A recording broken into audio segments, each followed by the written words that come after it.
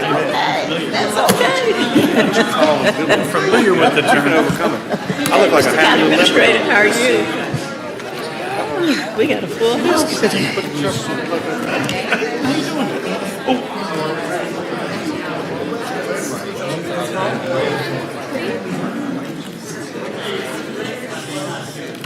I'm not even wearing a tie today, Madam Chair. I You're got that not? springtime vibe going on. Is it 3?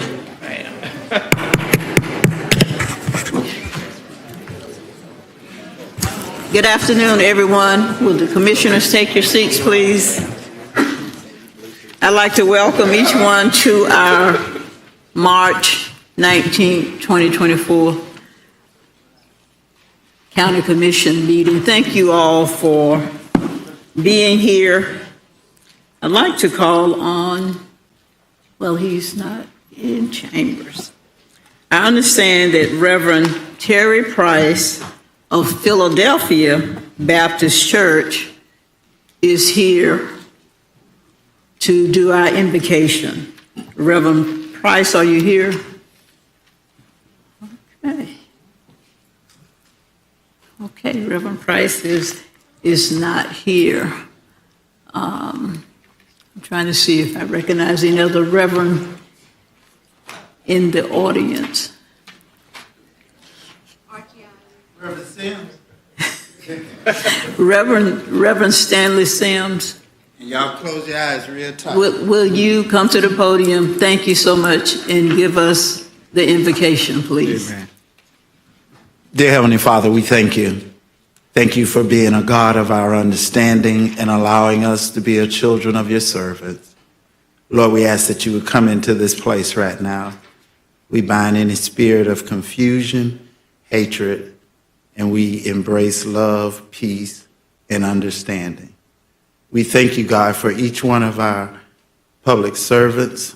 We ask that you would crown their head with wisdom, knowledge, and understanding, that they will be able to do forth your work and will be able to give you the glory.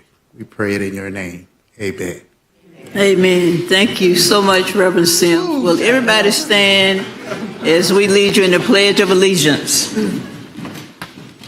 I pledge allegiance to the flag of the United States of America and to the republic for which it stands, one nation, under God, indivisible, with liberty and justice for all. Thank you all so much. You may be seated. At this time, it gives me great pleasure to ask the representative for Women's History Month to join me at the podium. We will be presenting a proclamation recognizing March 2024 as Women's History Month.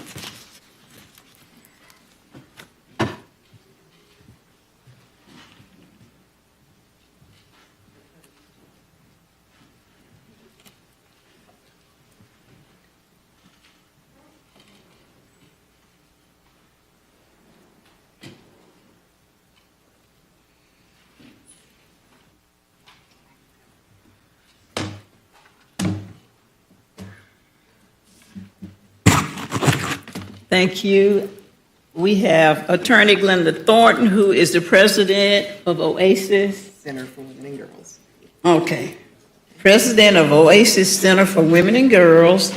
And I have on the other side, Adela Gadimi, the chair of the Leon County Tallahassee Commission on the Status of Women and Girls. awesome.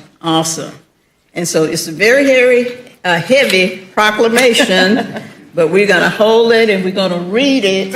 Every word, because every word is important. Okay? Whereas American women of every race, class, and ethnic background have made historic contributions to the growth and strength of our nation in countless recorded and unrecorded ways. And whereas American women have played and continue to play critical economic, cultural, and social roles in every sphere of the life of our nation by constituting a significant portion of the labor force inside and outside of the home. And whereas American women have played a unique role throughout the history of our nation by providing the majority of the volunteer labor force of the nation. And whereas American women have been important in the establishment of early charitable, philanthropic, and cultural institutions in our nation. And whereas American women of every race, class, and ethnic background served as early leaders in the forefront of every major progressive social change movement. And whereas American women have served our country courageously in the military.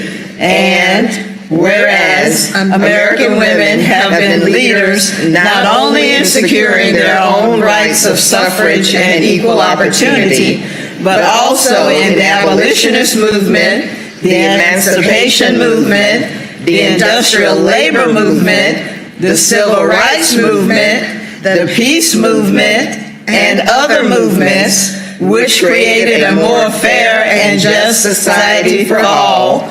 And whereas, despite these contributions, the role of American women in history has been consistently overlooked and undervalued in literature, teaching, and the study of American history. Okay, so I'll read this part. Now, therefore, be it proclaimed by the Board of County Commissioners of Leon County, Florida, that the month of March 2024 be known as Women's History Month. So it's signed by Carolyn Cummings, is chair of the Leon Board of County Commissioners. It's signed by all of our commissioners and attested to by our county administrator, Mr. Vincent Long. So let's give them a round of applause. Thank you. And I thought it would be very significant for us to read it together as we're all women here. And I don't know, you might have something to say. Just real briefly, I'm proud to serve as president of the board of directors of the Oasis Center for Women and Girls. And we're happy that you're recognizing Women's History Month.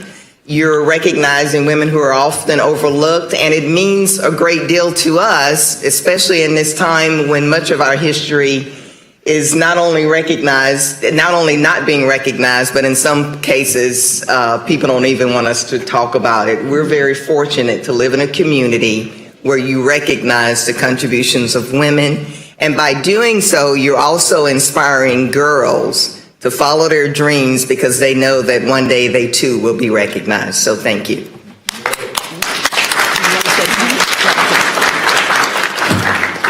Hi, I'm Adela Gadimi. I'm serving as the chair of the Tallahassee-Leon County Commission on the Status of Women and Girls this year. And we strive to make sure that every month that we can center women and that are making history and continue to improve their lives. We understand that we have to honor those that came before us, and we continue to do the work to highlight women's accomplishments, be able to uplift and address their struggles, and work to create a future greater than the moment we have today. And we want to make sure that we can be a part of that change-making process every day, because in the words of Angela Davis, I'm no longer accepting the things I cannot change, I am changing the things I cannot accept. And that is what we're going to continue to do on the commission. Awesome. Okay, we're going to put you, wait. Okay, so I'm going to present you, turn around here. Oh, okay. Let's hold it down.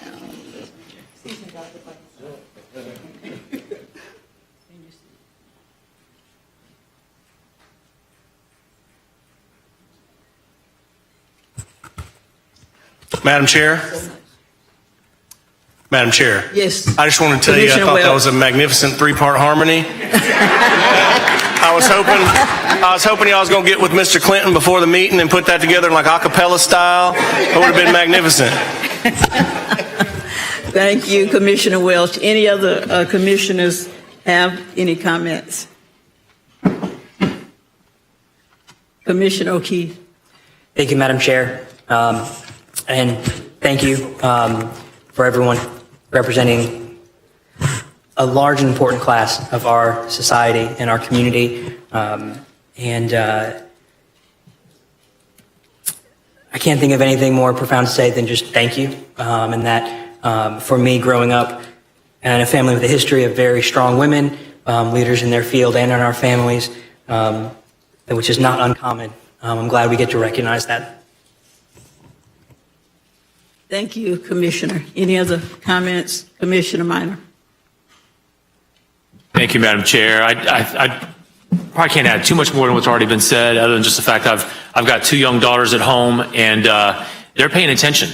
They're paying attention to the grown-ups. And when we recognize Women's History Month and all the accomplishments that women have brought to this community, to this country, to the world, it makes a difference in their eyes. So thank you. Thank you very much.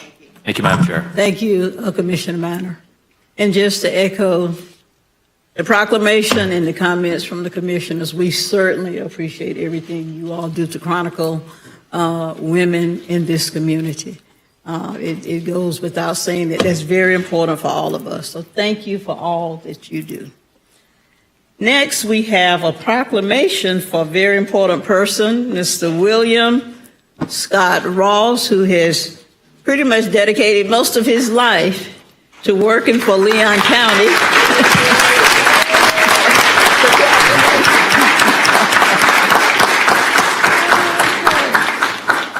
Okay, Mr. Ross is retiring, and we thought it very fitting to provide this proclamation for him, and it reads, whereas William Scott Ross began his employment, and I'll let you hold this, 'cause I've got it. Okay. Began his employment with Leon County on February 19, 1988 as a research assistant with the Department of Public Works. And whereas Scott held several positions, including environmental specialist, environmental inspector, senior environmental inspector, senior tank inspector, senior environmental specialist, director of growth management support services, budget manager, director of the Office of Management and Budget, and director of financial stewardship. So he just had it all. And whereas Scott is well known and respected by both his employees and co-workers for his wealth of knowledge, willingness to assist through his open door policy, and his transformational leadership style, as he has generously invested his time, talent, and expertise to develop, coach, and mentor the next generation of public leaders. And whereas Scott has been a dedicated employee serving the citizens of Leon County and willing to do whatever it takes to complete the mission at hand. Whereas over the course of his career, Scott has worked for more than 36 years for Leon County and was instrumental in ensuring compliance with the county's environmental standards, in addition to maintaining the county's strong financial condition through some of the greatest economic challenges, including the Great Recession. Whereas through Scott's esteemed budgetary skills and renowned fiscal leadership, the county demonstrated continuous fiscal constraint by mitigating any tax and fee increases against increasing demands for services until every single approach had been exhausted. And whereas Scott has served Leon County citizens with integrity, respect, stewardship, accountability, while demonstrating at all times the practice of, and I quote, people-focused, people-driven, end of quote. And whereas Scott's professionalism and dedication will certainly be missed by all Office of Financial Stewardship employees, and whereas Scott will race into the, and I quote this, life of leisure, end quote, with more than 36 years of committed service to reflect upon. And now, therefore, we, the Leon County Board of County Commissioners, do honor and congratulate Mr. William Scott Ross, dated this 19th day of March 2024, signed by me as chair and all of my fellow county commissioners, and attested to by our county administrator, Mr. Vincent Long. Congratulations. We're proud of you. Would you like to-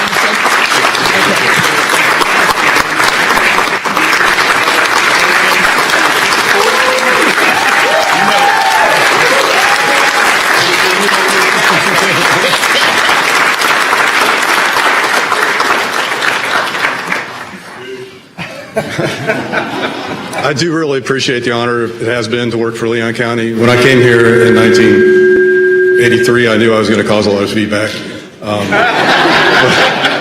But I didn't realize I was going to stay here, but when my geography professor, Don Patton, said, "Hey, Scott, they're offering an internship at Leon County to do mapping for environmentally sensitive areas. Are you interested?" I said, "Oh, yeah, I'm very interested." And the rest is history. This organization is great. Everybody who works for me knows I like to get things done, and this organization knows how to get things done.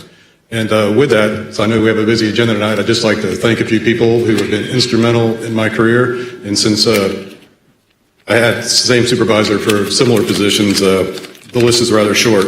But first of all, I'd like to appreciate Helgi Swanson. He was the first person to hire me as an environmental mapping assistant. Angela Smith, who really taught me the ethics of paperwork, details, etc. when I was in code enforcement. Bob Bass, who was instrumental in teaching me the roots and the inspection and then always make your supervisor look good. And of course, there's Alan Rosenzweig, who doesn't need nothing more than that, but he was one of the best mentors I've ever had in my life.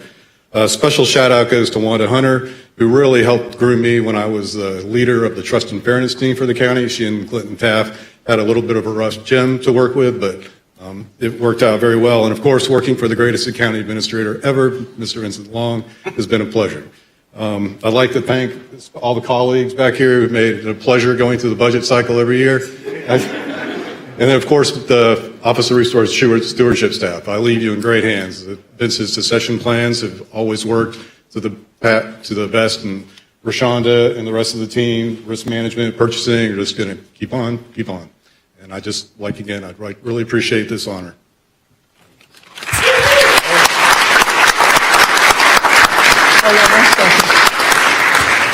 Are there any commissioners? Madam Chair? Commissioner O'Keefe? Thank you. Thank you, Scott, for your service. And while I've only been here a couple years, your tenure as, I like the description, fiscal leadership, put us in a good position. Thank you for that. And also want to commend you. It's not often that the head of the budget and fiscal stewardship gets a standing ovation. So it speaks highly of your reputation. Thank you. Thank you, Commissioner O'Keefe. Commissioner Welch. Thank you, Madam Chair. Scott, I just want to say congratulations. I was 10 years old when you started working here.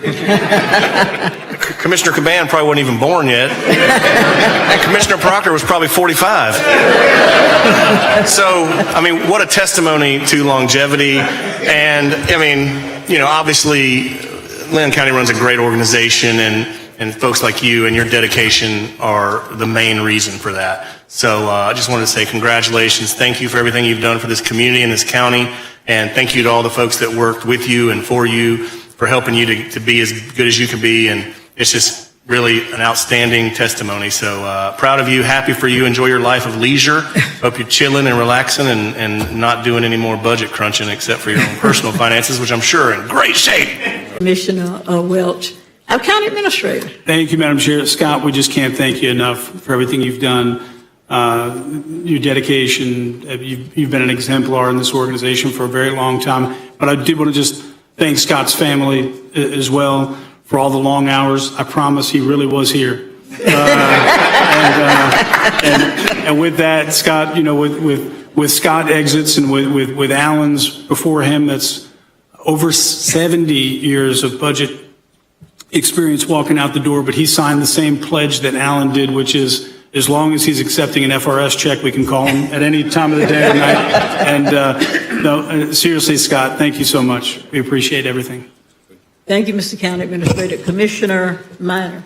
Thank you, Madam Chair. Scott, as you were talking about some of the work you've done and accomplishments that you have from Madam Chair has read out, one thing that came to mind, you started in 1988? Sir. If you had had the foresight to invest $1,000 on behalf of Leon County in a high-performing stock back then, I think we'd have an incredible situation for us here. But listen, I ran into one of your mentors, as you stated, Alan, a couple weeks ago at an event, and I've never seen him so happy. I'm serious. I mean, it's like a different person. He just seemed very, just carefree and happy-go-lucky. There's no way unless you'd seen him, you wouldn't believe that was him.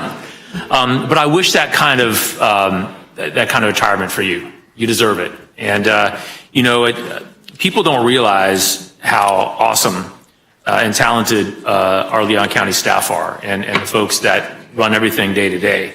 But you're a great example of that, because we are where we are in this community. We're in really good shape financially, and the impact that you've had and your team has had over the years it cannot be overstated. So thank you for everything that you have done. Wish you the very best in your retirement, and good luck. Thank you, Commissioner Minor. Do you want to say one other thing? And I would be remiss, Vince pointed it out. Without my family, I couldn't have done this, because, why are you working Memorial Day? Why are you working the 4th of July, Saturday, Sunday? But I'll be so happy to spend time with my lovely wife, Cindy, and my sons who are graduating this semester. And then, everybody who I've known who graduated from the county usually looks 10 years younger the next time you see them. So I'm looking forward to that, too. Okay, she wants to take a picture with you. Scott, I'm going to sneak mine in while the chair taking a picture with you. I feel numb. I can't really remember a meeting that I've been to in this room and you was not here. So seeing Alan leave the other day and you walking out 2 months later is a huge blow. But I don't, I intend to be around at least until Dr. Larry Robertson quit at FAMU. I ain't gonna quit my job till he quit his. But Scott, we've enjoyed the standard, and commissioners, we've enjoyed our financials have always we had top bond rating. We've always had coverage for outstanding bills, and making sure that the internals of our financials are balanced and working has been the efforts of Scott in their office. Now, I don't know if Vince puts a gag order in the people who talk the least in county among county. It's finance. They won't tell you nothing. And I don't know why you all don't talk with us, because we have projects, but you always like to tell us we don't have no money. And I'm hopeful that the next person won't uphold that gag rule, because I got some projects I need some help to welcome the next person. Thank you. God bless you. Scott, real quick, congratulations on your retirement. Didn't want to say, though, you have exemplified silent leadership. I can't remember a time that you said more than 3 sentences, either during a meeting or in person, but it is very effective. When we saw the late, great Perez Alam leave, what we saw was a change of leadership into a county administrator, but what we're beginning to see now is a change of leadership amongst the whole organization as we watch Alan walk away. Eventually Wanda will go, and now you're going. But what's most impressive to me is the comfort that you do it knowing that you prepared your team to step up. Good to Great is one of my favorite books, and always talks about the sign of a great leader is not how much they achieve while they're there, but if their legacy can continue with the folks that they train when they leave. I truly believe that you have prepared your team for you to be able to leave and be proud of what you're leaving and know that they will grow your legacy. So enjoy your retirement, but take pride in knowing that you left a team behind that's fit for the job that you left for them to do. Congratulations. And let me just add, Mr. Ross, just based on all the comments from the commissioners, the proclamation, you have certainly left an indelible mark on this county, on all the employees, and clearly on the citizens in Leon County as well. So we appreciate all your service. Congratulations. Enjoy your retirement. Okay, thank you.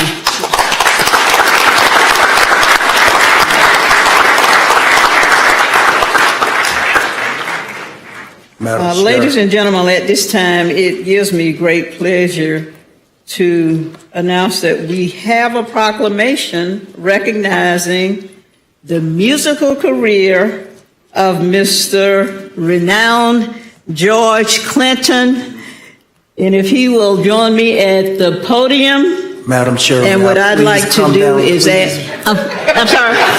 May I please stand with you in this presentation, please? Please. And I would, any other commissioners that would like to, but I would specifically like to invite Commissioner Maddox, since this is one of his fraternity brothers, Omega Psi Phi fraternity, and if there are any other fraternity brothers that would like to join us at the podium. Oh, it's here. Here it is. Got it. So if you want to come over here. Oh, okay. Now, is this George Clinton right here? Yes. Okay. Everybody wants to be in the picture. Good. Okay, you want to read it? You want me to read half? You want to read it? Madam Chair. You sure? Okay, I have the honor. Let me read the first hand. Okay. There's a special part in there. Okay. What most of you don't know was that I was the second best thing to come out of Kannapolis, North Carolina.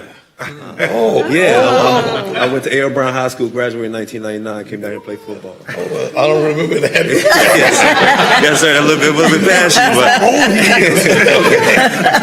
All right. Whereas George Clinton, born and raised in Kannapolis, North Carolina, found his musical inspiration in the rhythms of the 1950s, leading to the formation of the singing group, the Parliaments. And whereas in 1967, the Parliaments achieved success with their hit single, I Wanna Testify, subsequently transitioning their name to Funkadelic within the following years. And whereas the late 1970s saw Parliament's rise with chart-topping hits like Flashlight and Aqua Boogie,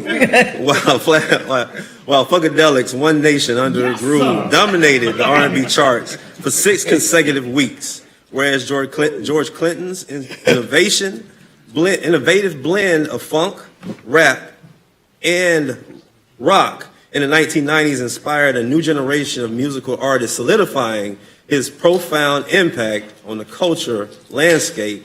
And whereas, Madam Chair, you go next now. Okay. And whereas George Clinton stands as a pioneer of funk music, Afrofuturism, renowned for his role as the mastermind behind the legendary Parliament Funkadelic P-Funk, elevating funk into a globally recognized and respected art form. Madam Chair. Okay, and whereas George Clinton has been honored by prestigious institutions such as the Rock and Roll Hall of Fame, the Smithsonian National Museum of African American History and Culture, and received the Grammy Lifetime Achievement Award in 2019, in addition to being recently honored with the star on the Hollywood Walk of Fame. And whereas Leon County acknowledges George Clinton's unparalleled influence on music, art, and fashion, shaping the careers of artists spanning genres from Prince to Red Hot Chili Peppers to Snoop Dogg. And whereas for over 25 years, George Clinton has called Leon County home, contributing his talent, wisdom, and art to enrich our community. Now, therefore, be it proclaimed that the Leon County Board of County Commission hereby recognizes George Clinton as an icon whose revolutionary contributions to music transcends generations and whose legacy continues to resonate across diverse artistic realms. Be it further proclaimed that this proclamation is being presented to George Clinton as a token of our gratitude and appreciation for his immeasurable impact on the cultural heritage of our community and beyond.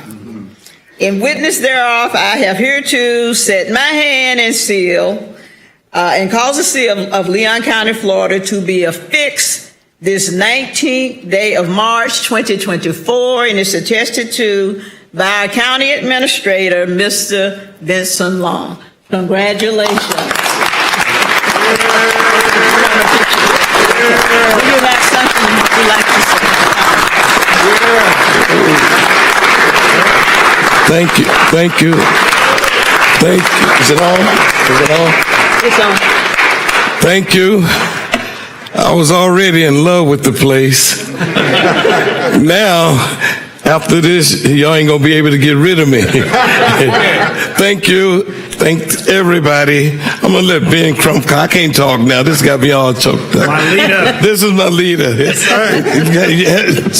George is a native Tallahassee and Leon County who's been here since 1987. This is one of the best days in 97. 87 for me. Oh, okay. Since I got to Florida State. Okay, gotcha. I didn't never leave either, like Scott. But this is one of the greatest days in Leon County history, as I heard Commissioner Bill Proctor sing every one of your hit songs because your music brings people together from all walks of life. I mean, if ever there was a time for us to have one nation under a groove, it is now. So George Clinton, we thank you and Kalon for making Tallahassee, Leon County home. Yes. For the Omegas. You are Tommy. The greatest song ever made, Atomic Dog. Atomic Dog. Okay. Well, I just want to bust up in here and just say that I told you 1,000 times already that it's a lot of people that went to Howard University thinks that our school's alma mater is one nation under a groove. And if you call all of my friends of those years, they more recognize one nation under a groove. Getting down For the funk of it. Yes, sir! Thank you. Does any other commissioner like to make? Commissioner Welch. I got to say something. Thank you, Madam Chair. Mr. Clinton, I just want to let you know that my first name is George, actually. I don't know. I think my parents may have been into your music. I don't know. I'm just saying. I don't know if y'all have ever seen the movie PCU. One of my favorite movies. It's kind of an underappreciated movie. And in that movie, it's about this bunch of frat kids in college, and they get together a big party. And Mr. Clinton is the headliner at the party, and the party gets broken up by the strict, the administration and all that. And Mr. Clinton says to him at the end when he's shut down, he says, "Thank you very much." I think that's fantastic. Thank you for all you do for our community. We appreciate you. You're a legend. It's our pleasure to see you here today. Thank you.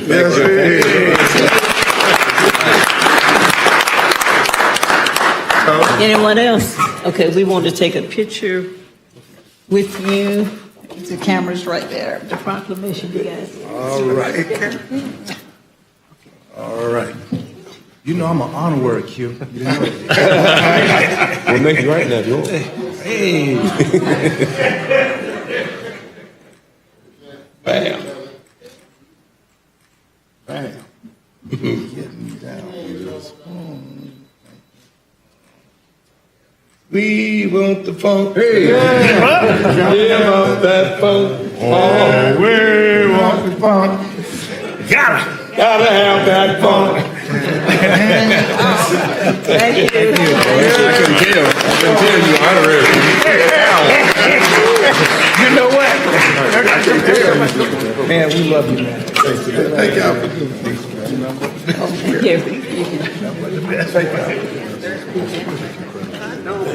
Thank you.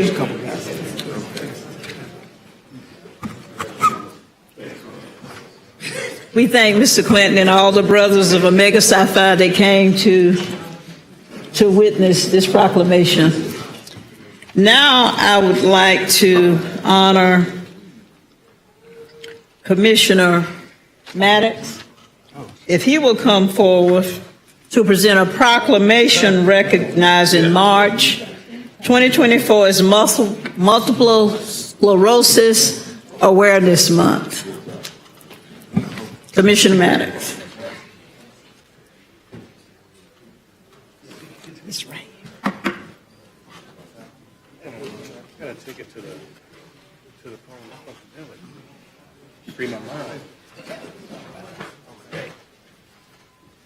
Thank you, Madam Chair. I got so excited, I was going back up. Would the representative from the Multiple Sclerosis Organization please come? Thank you. All right.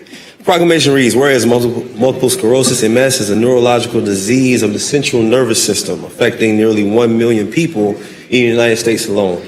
And whereas multiple sclerosis generally strikes people in the prime of life between ages 20 through 50. And the cause and course of the often debilitating symptoms of MS remain unknown and no cure currently exists. And whereas the National Multiple Sclerosis Society is committed to a world free of MS, heightening public knowledge about the insight into the disease.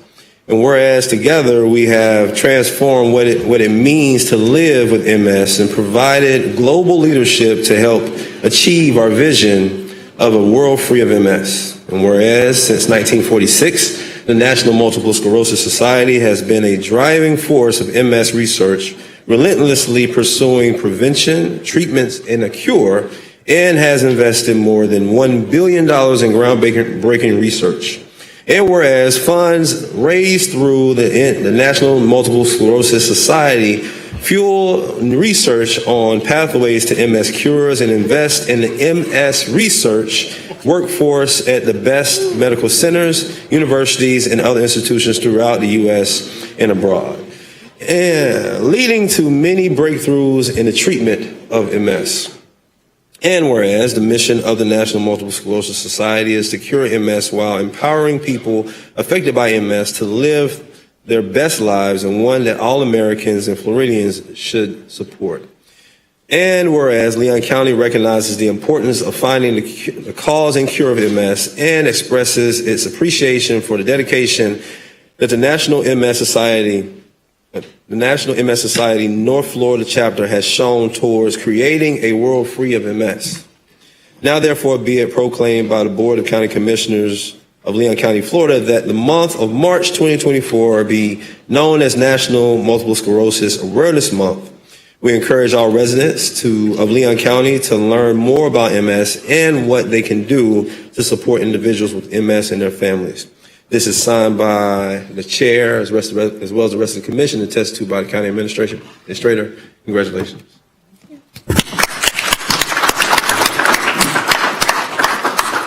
Thank you, Commissioner Maddox and the rest of the county commissioners for recognizing March as MS Awareness Month. As you know, MS is a disease that impacts the brain, spinal cord, and optic nerves, which make up the central nervous system that basically drives everything we do. Many of us living with MS deal with this invisible disease in silence so we're appreciative of you for continuing to recognize us year after year and helping us bring awareness to MS. There are only a few of us standing here today, but we're only a small portion of people impacted by MS. So our children, our families, our caregivers, and our providers also work with us and fight the disease along with us. This weekend, we hosted a community walk that was planned and executed solely by our volunteers. And while it was a success, we're looking to our community to rally behind us as we strive to create that space and environment that our community can thrive in. So if you want more information, you can visit our website, tlhmsgroup.org, and find out how you can continue to support us. Thank you.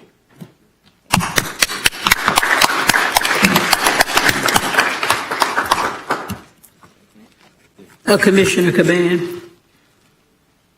Thank you, Madam Chair. I believe I mentioned this last year, but I just want to once again thank Commissioner Maddox for making this proclamation MS was something that affected my family growing up. And just recently, last year, I actually had a close friend of mine that was diagnosed with MS, and he's 29 years old.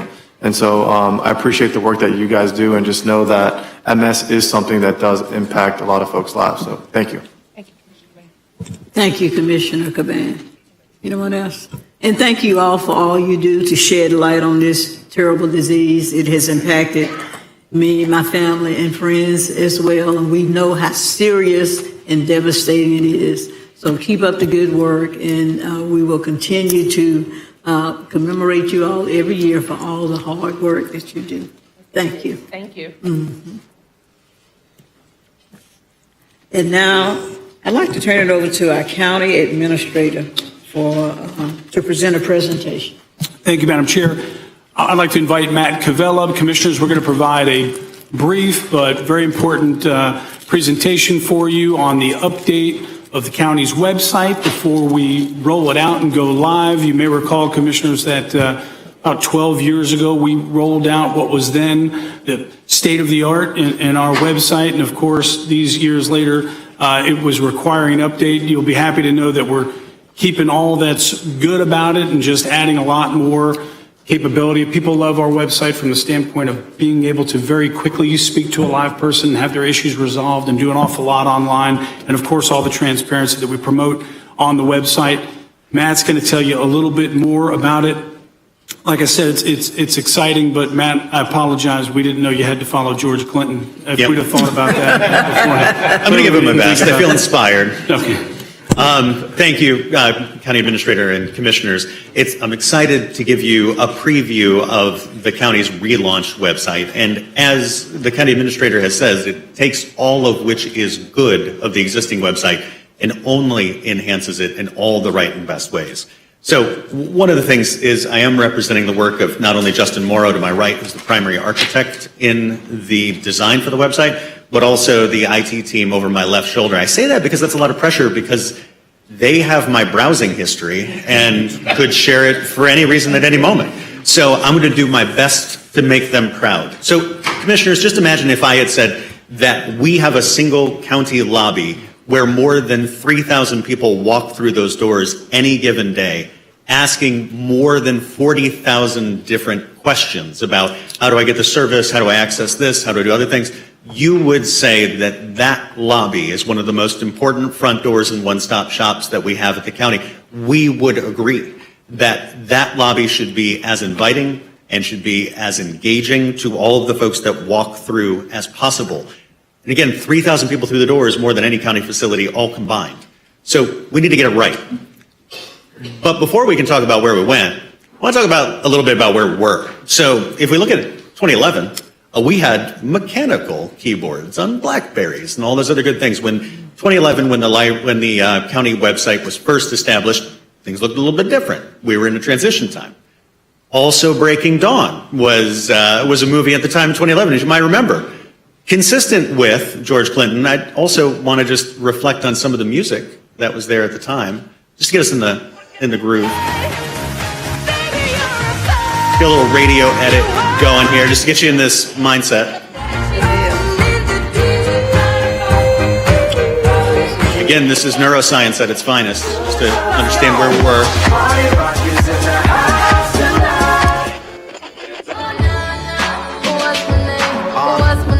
I heard it. Yep, there it is.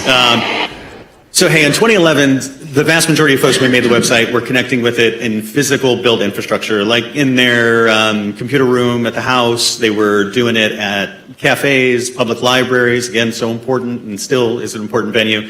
But only a few folks were connecting via smartphones at that time. We know that this website that we have right now had served us very, very well and had been a significant touchstone for how we provide services to the community. However, in 2024, north of 90% of U.S. adults own a smartphone. 97% of Gen Z and millennials have a smartphone, and 70% of seniors have one in their pocket. It's on our website, nearly half the traffic is mobile-based. So all of the decisions that we made in the relaunch were to make sure that it was the most effective way in which to reach citizens and answer queries. So one of the things that I'm going to show you right now then is the website itself. So I want to go over just a real brief view of it, but I also want to say that this was informed through citizen feedback, through engaging with local PR firms and experts and IT folks, and also the state of Florida when it comes to accessibility. The state of Florida, when they came out to talk about our accessibility, had said, your website is now the thing we'll use in trainings. What you have done here at the county is one of the most significant things we've seen for allowing folks to access it easily, and those with disabilities to be able to get connected with services. So let me turn it over real quick and I'll take on a tour. We're going to go here. Justin's going to help me out and drive a little bit. As you can see on the front page of the website, we have at the very, very top 4 big buckets, consistent with good governance and how we explore the website. We have government bucket, where within there we talk about commission meetings. We have community, where we connect folks with services, libraries, news and events, the list goes on. Businesses, this is procurement, this is permitting, this is connecting folks with Office of Economic Vitality. And then of course, very central to one of the things that we have is visitors. And visitor services, this is not only about tourism, it is also about connecting with trails that are in your backyard. It's connecting also with keeping the music theme going, Cascades Amphitheater performances and things of that nature. In addition to that, we have the we'll go to the government section and we'll go to the commissioner portion. I want to say that we featured and updated all of the content there in the Meet Your Commissioners portion. All of the content that you have existing in place is represented on the new website. In addition to that, we're just going to peek real quick into Chair Cummings' space, similar to how we've done for the bicentennial kiosk. Each of these spaces has all the information completely templatized for what's used on your sections, newsletter connections, district information, things of that nature. We're going to go back real quick to the front page of the website. The connection with citizens in services is key. So the I want to section is a very important space where folks have the opportunity to find things such as a rural waste service center and any number of other things. This is smart updated so that we know when folks are accessing pages most and to be able to get them access to the services that they need to find. In addition to that, we have a read section. A read section is anything like annual report, which I know I read on a very regular basis. It's required weekly to open up the annual report and read it. And then participate to get folks connected with library, volunteerism, NEA Big Read, literacy and lifelong learning. And then lastly, get help. The Get Help section is really just I need a particular service, trash pickup, veterans, benefits, all the other things. And again, if you're not finding the thing that you need, we always connect you directly with a person who can answer your question and help you figure that out. So those big portions about what we do and drive around is important, but we also have the department pages. I want to take an opportunity to just dive in real quick into the emergency medical services page.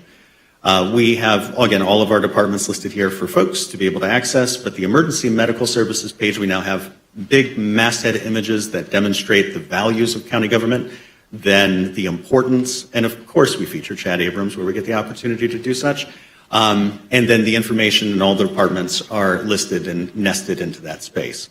So I want to take a quick trip back to the main page and scroll down for you. We have an interactive search function, which you can see, which is just nested beneath the video. Very standard stuff, but connects you with anything that you might need to do by typing it in. We have our awards section. Again, couldn't be more proud of the things that we've earned through hard work. You can even browse through them. I think Vince might be doing that at some time. You can browse through by year. We can also go up to the top and then see that we have the American Public Works Association, the awards we just won. Go back to the front page real quick. And then we'll scroll down to the bottom. We have news and highlights, spotlight portions, all interactive, all easy, all mobile first and friendly. And if we continue to go to the bottom, we'll see testimonials, the county government's mission, and then also the strategic priority areas front and center on the page so that folks have the opportunity to see what priorities we have, the initiatives we do to achieve them, and our bold goals and targets. The footer is still the very, very familiar Citizens Connect button, front and center for you, talk to a live person, make inquiries, all that other good work in that space. And lastly, not take up a lot of time, I know you have a full meeting, want to just look at the libraries page real quick. We didn't just make one page, we made very many in a consistent process. The libraries page gets folks connected to the catalog, but also really displays when the library spaces are open, the library cards, the services, the slider itself, and also connects folks with an updated calendar and programs all the way to the bottom. And it's consistent and aligned with the Essential Libraries Initiative, and color-coded, of course, appropriately. And again, this is not only a facelift. Is it a facelift? Absolutely. But beneath the hood, all the things that you see beneath it, from the cybersecurity upgrades to the intuitive search and learning to the I want to portion to all that, this is a very sleek by design, but lightweight and mobile friendly and mobile first. So all of the work that's happened under the hood here is also something we talk about on the website, and we'll make this available not only to the Commission but the public to be able to explain all of the reasons and process that we've gone through over the past 5 years to implement and relaunch a website that serves our citizens not only today, but we know for the next 10 years at minimum, and for all the reasons from inclusive design to critical information. So again, this is that front door, that space to the lobby, where again, 3,000 people access our website every single day and search 40,000 different pages and get questions and services answered on those pages.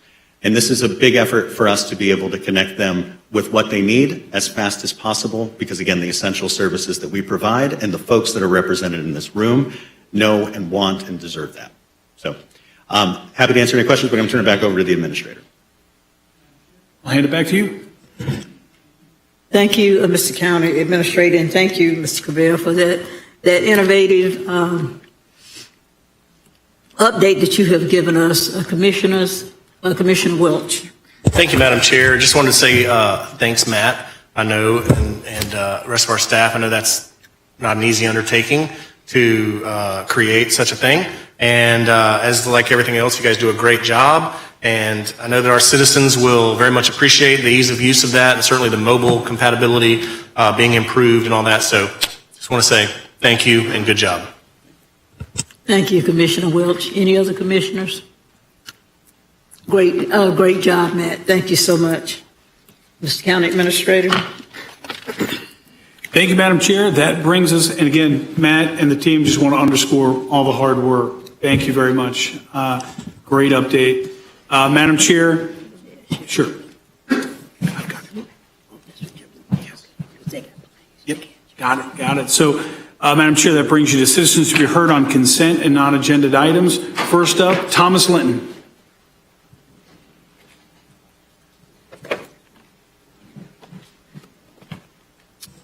Madam Chair, thank you. Good afternoon.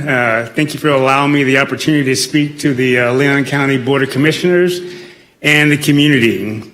My name is Thomas Linton, and I'm the CEO of a company called Mindful Quest. Mindful Quest is a software company that I purchased recently. It has its roots in helping communities like yours back through 2010. A focus at Mindful Quest is connecting those who hurt with those who help. And we realize that a healthy community leads to a safe community. And when you have a safe community, it leads to a community that you can grow from an economic perspective. And we see, as part of your strategic imperatives, that health, safety, and growth and economy are critical strategic imperatives for you. We've been in Tallahassee now for 2 days, and we've had the opportunity to meet with your court administrator, county administrators, and the sheriff's department, and a few things stood out. As it relates to mental health and the Department of Corrections, there's very limited transparency across departments and limited ability to track elements when it comes to assisting those who need mental health and law enforcement needs. Secondly, the jail systems are overcrowded and the detention center stays are long. And third, the recidivism rates are high and could be lower and could help reduce the cost of the county by millions of dollars. Our goal at our company, Mindful Quest, is to listen and to understand the critical needs that you have and see how we can add value. If we can help you, we'll let you know. And if we can't, we'll let you know that as well. You know, as a person that's been helping organizations improve over the years, I can tell you that software by itself isn't the answer. What's most important is the leadership that you guys provide here.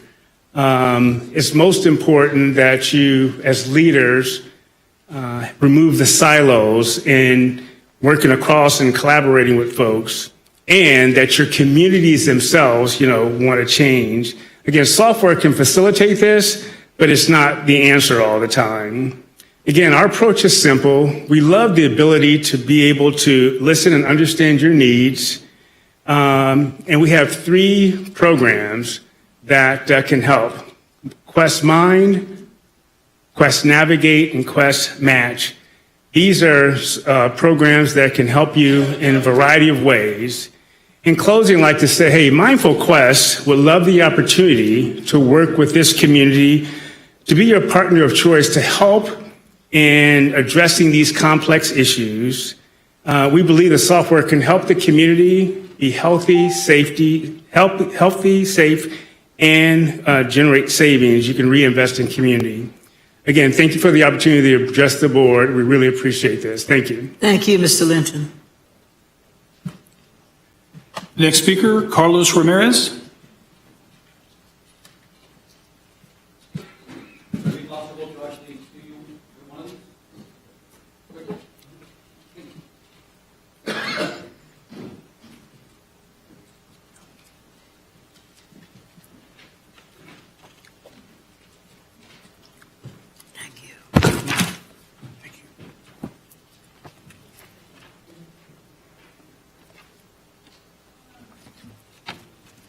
All right, my name is Carlos Ramirez, 4417 Westover Drive. I've been here for 25 years, and I have been, really blessed to be here in this community. And there's a couple of things that I want to bring to you. The first one is the fact that we're allowing the air that we breathe to be contaminated. The little pamphlet that I just gave you from geoengineering.com. If you go into their site, you're going to find a section where there are samples of water that have been taken all throughout the United States, whether it's Delaware, Fort Myers, Florida. They're finding aluminum, barium, and many other things in these water samples. My friends, why is it that we're not really looking into some of these pieces of info? It's beyond my comprehension. But if you go to their site, you're going to find out that last year, for example, in Kentucky, they put out a bill.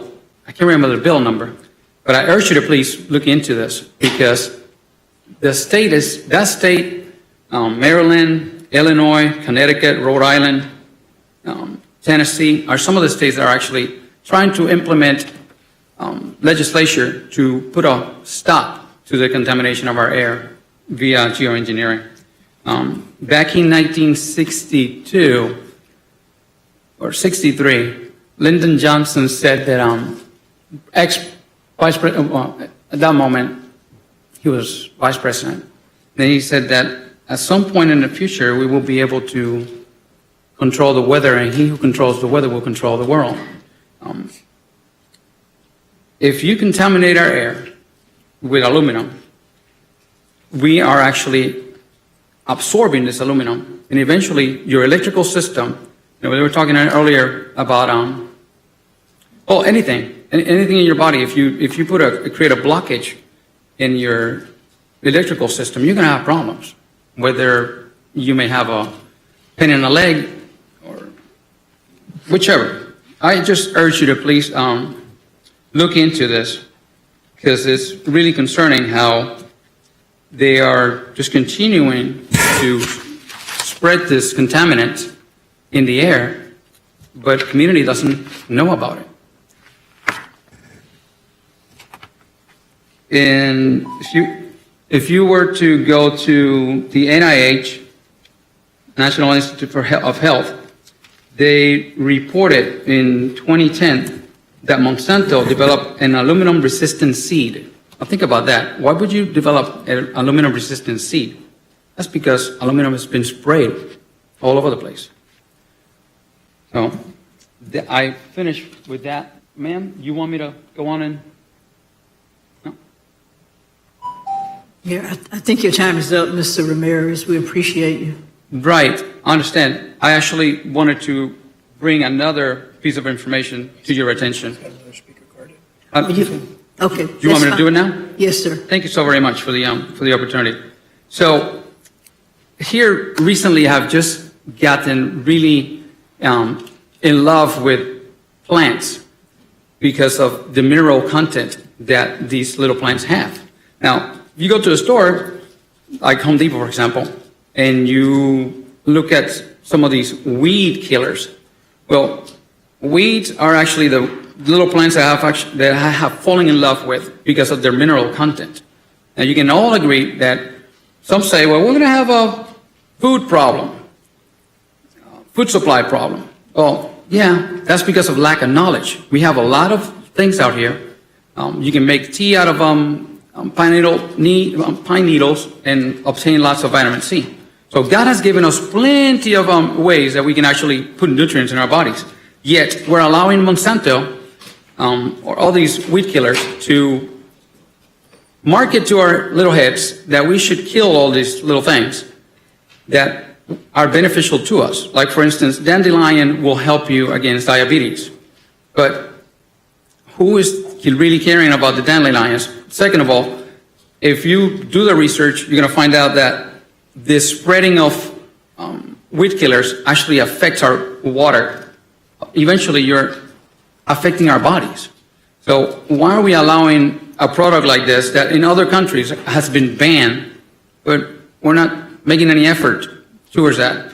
Now, whether or not you're the body of people that can actually help us, but perhaps at least some within the audience and the rest of the people that may actually get to hear about this would look into it and try to make a stand.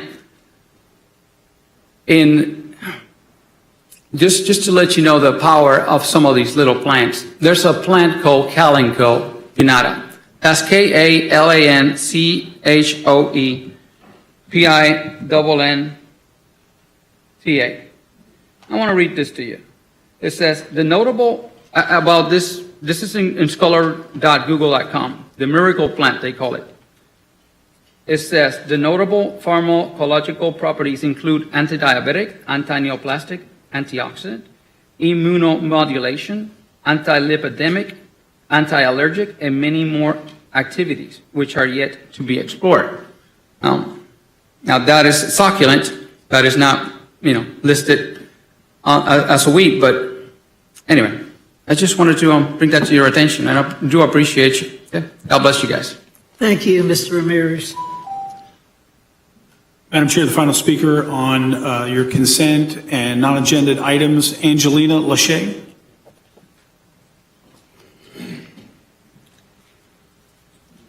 Hello. My name is Angelina Lachey.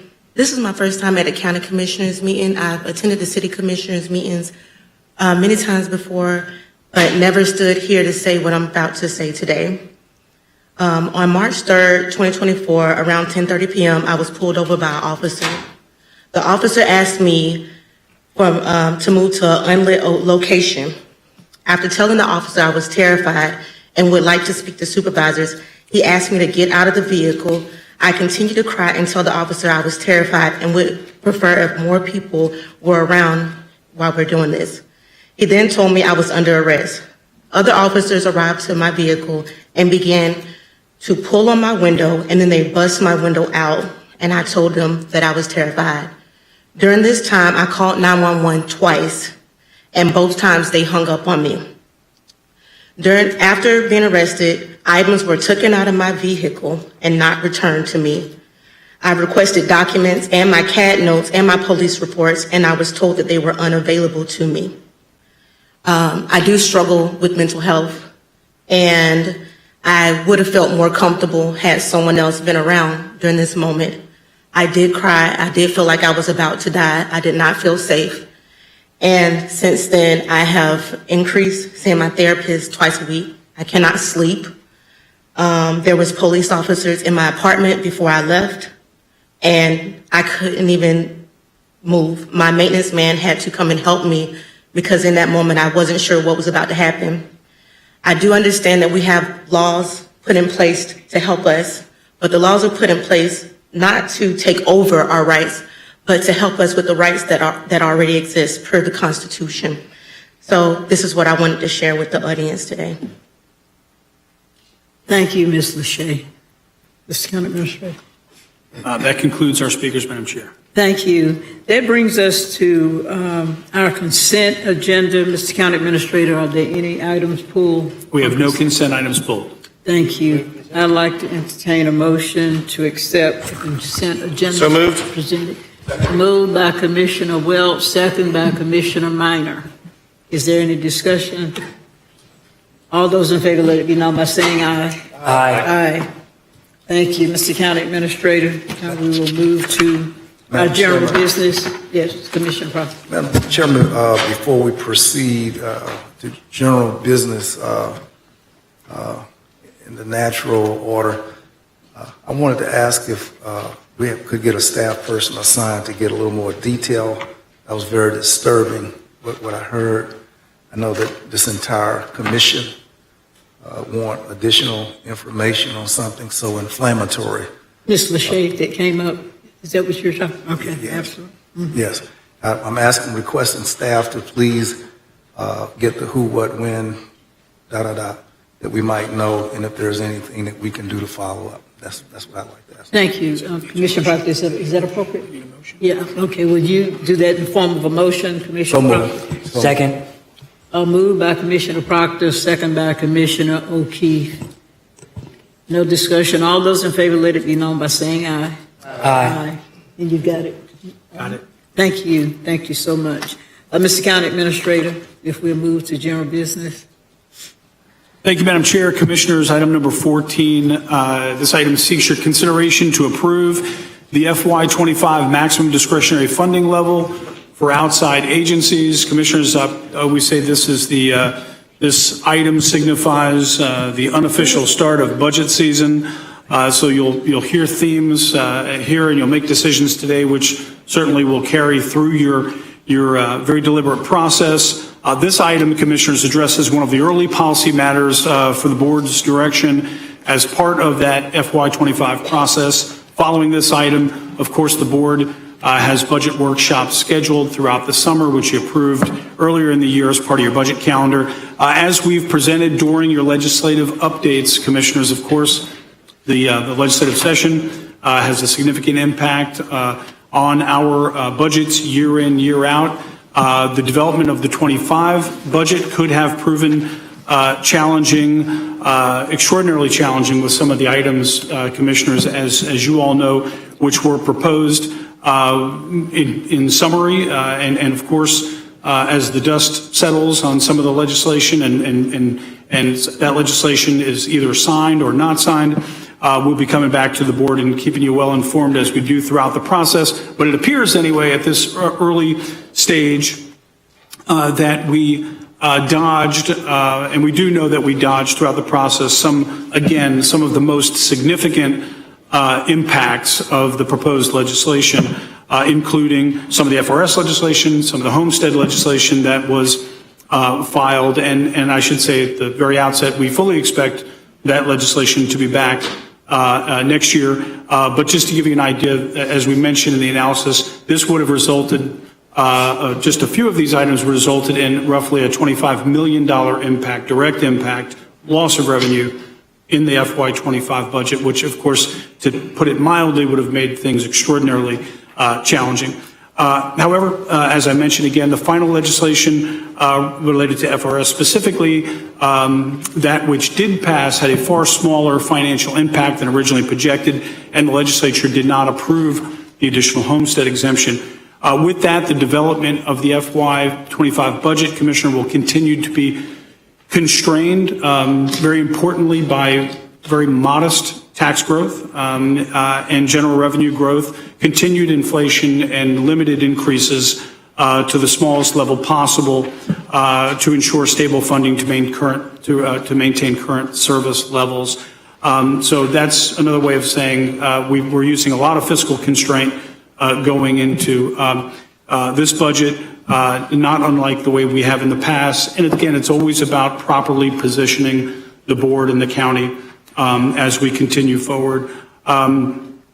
In setting discretionary funding levels, commissioners, the county follows guidelines established in the discretionary funding ordinance and fiscal planning policy, which speaks directly to this item, the item before you now. As specified in these documents, these discretionary levels must be established before March 31st of each year, which occurs early in the budget process and provides budget certainty not only for the county but also for our outside agencies. This item recommends consistent funding for most of those categories, with increased funding in some of those categories and with other issues detailed in the analysis, but that's generally the theme that you'll find there, and we'll point out where there are variations to that. Specifically, level general revenue funding is recommended for the first year of the next two-year cycle of CHSP. Additionally, as recommended at your November Human Services Workshop, line item funding is proposed in the CHSP homeless services category to support emergency shelters. We'll talk a little bit more about that again, but we use the budget process as an opportunity to align our limited resources with previous board action and priorities that we know that you have. And again, we were able to do that, as I mentioned to commissioners in your briefings, through one-time ARPA funding, which again, I'll talk a little bit more about in just a moment. As you may recall, commissioners, recommendations were presented to the board during a workshop that we had recently to realign the children and family services in the CHSP process, which would have provided approximately $417,000 of additional funding to support emergency homeless shelters and other homeless programs. Per the board's direction, that realignment was delayed until FY 27, until after the current two-year cycle, pending the development of a new process in coordination with the city and with the CSC.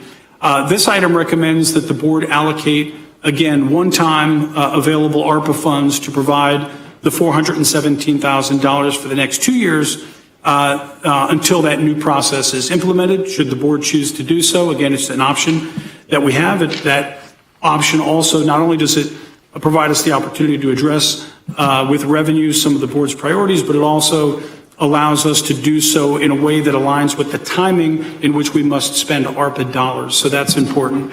Additionally, commissioners, as approved at your November workshop, this item establishes line item funding for 211 Big Bend to support the 24-hour helpline rather than having this program compete for funding through CHSP. In partnership with the Children's Services Council, this item will also provide funding to 211 for the Lyft transportation program. This funding will allow 211 to provide over 3,700 additional rides per year.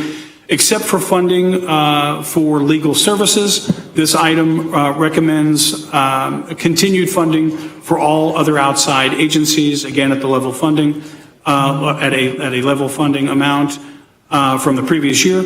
As detailed in your agenda materials, commissioners, the board provided additional funding to legal services outside the statutory Article 5 requirements since 2016 to supplement state and federal funding. Make no doubt about it, no nuance about it. This was one-time funding. It was always intended to be one-time funding. It had a 5-year clock on it. We could talk a little bit more about that. But during COVID, the board continued that funding to provide legal services for individuals affected by the pandemic related to housing. The federal government has since concluded the health emergency for COVID, and legal services has indicated that funding levels have been restored. Legal services has requested this level of funding to continue to support issues related to their air, property, and title clearing services. As provided in the analysis of the item, these services, commissioners, are eligible for CHSP funding, and per your ordinance would be prohibited from consideration outside the CHSP process. Importantly, legal services will continue to receive $132,000 in Article 5 funding and will also be eligible to apply for increased CHSP funding when the application portal opens next month. You also have a strategic initiative, commissioners, related to this to utilize SHIP funding to assist Leon County residents with air property, title clearing, and other legal housing issues through local partners such as Legal Services of North Florida. And of course, they would be eligible for that as well. An item with these funding recommendations will come back to you later this year. Commissioners, again, with all of that as sort of an overview of a pretty comprehensive item, again, first sort of step in your budget process, we're recommending options 1 through 5. And again, very happy to answer any questions that the board may have. Thank you, Madam Chair. Thank you, Mr. County Administrator. Do we have any speakers on agenda item number 14? Thank you for that, Madam Chair. We do. We just received one. Actually, we have a couple on item 14. Let me start with first speaker, Stanley Sims. I'm the Reverend Stanley Sims, pastor of Leon County Commission meeting. I said the prayer today, so I won't be on good. Vince, you answered a lot of my questions in regards to the CHSP funding, but and I'm not to place you on the spot, but there are so many unknowns with this, and I go back to the remarks that County Commissioner Bill Proctor had when we were talking about reorganizing this funding. And the reason, and I've been really trying to find a nice approach to bring this up, because these are trying times for people in our community. And when you have trying times, everything don't always fit directly into one mold. For instance, we just passed the ordinance now about lottery. People are going to need some assistance with that. There are mental issues. Is there a nonprofit organization that can assist with that? I look at this young lady that was just here earlier today. People that have issues with, I have mental illness. And everything ain't crystal clear to everyone like it is to you. So there needs to be some help for them. And and Vince, and not out of disrespect, I view you as a brother. I agree that there needs to be a better alignment of our funds. But I'm hesitant about a 2-year organization taking the lead on a comprehension program that we've been working for over 20 years.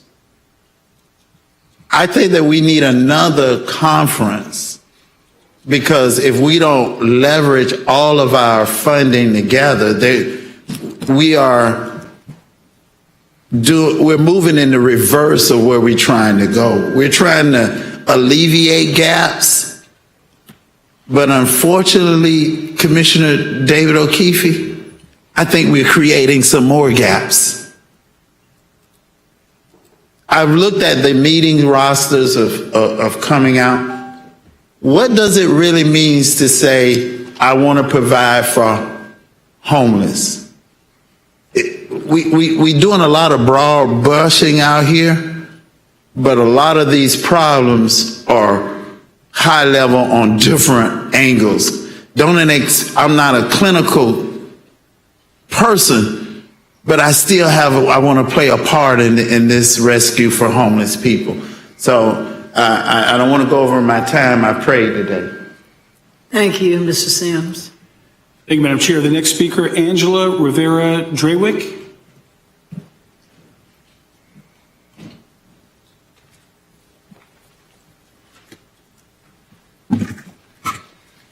Good afternoon. I'd just like to start off by first saying that I am one of the attorneys at Legal Services of North Florida, so we do appreciate the funding. We're here today, and I'm just going to read my speech. I know everyone knows this, but Tallahassee and Leon County are in the midst of an affordable housing crisis. We see families living in cars, sleeping in city and county parks. We see parents trying to convince their children that they're having a fun camping experience while desperately searching for affordable housing. My managing attorney, who I'm taking the place of today, Steph Johnson, she was walking her dog one morning and she came across a mother and her family packing up their tent. And all she could do was offer referrals to housing. And their response was, we've already tried every organization in town. And it's not just families. We see disabled seniors living in storage sheds, sneaking in at night so they don't get caught by management and get themselves and all their worldly belongings tossed on the street. We also see multi-generational families and their pets living in rented U-Hauls. We need to be doing everything in our power to keep folks in their homes. When the COVID money dried up, the number of evictions and foreclosures did not. We have had to make some difficult decisions in our organization and who we can represent and who we just don't have the resources to help. Do we represent the 21-year-old college student whose first eviction will follow them the rest of their lives? Or do we represent the senior who's on subsidized housing? Now, with the county proposing a cut in our Leon County funding, the number of renters and homeowners we have the ability to represent will be even more restricted, despite all the studies showing that a tenant or a homeowner having a lawyer greatly increases their ability to avoid or delay eviction or foreclosure.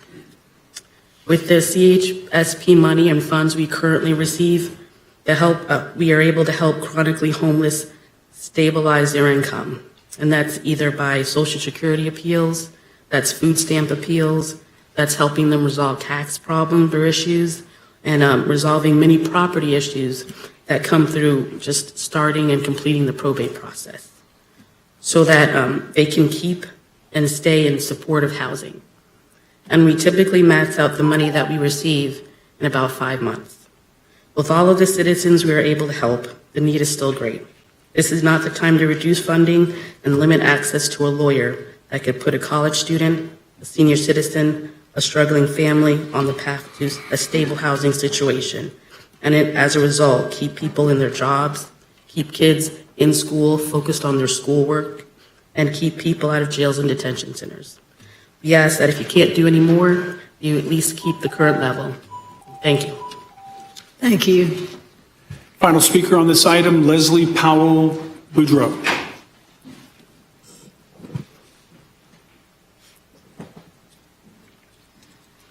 Good afternoon. Again, my name is Leslie Powell Boudreau. I'm the Executive Director of Legal Services of North Florida. For those of you who I've had the chance to meet with over the past week or so, thank you for your time. For those of you who I have not, I hope we get a chance just to catch up on the services that are being provided in your community.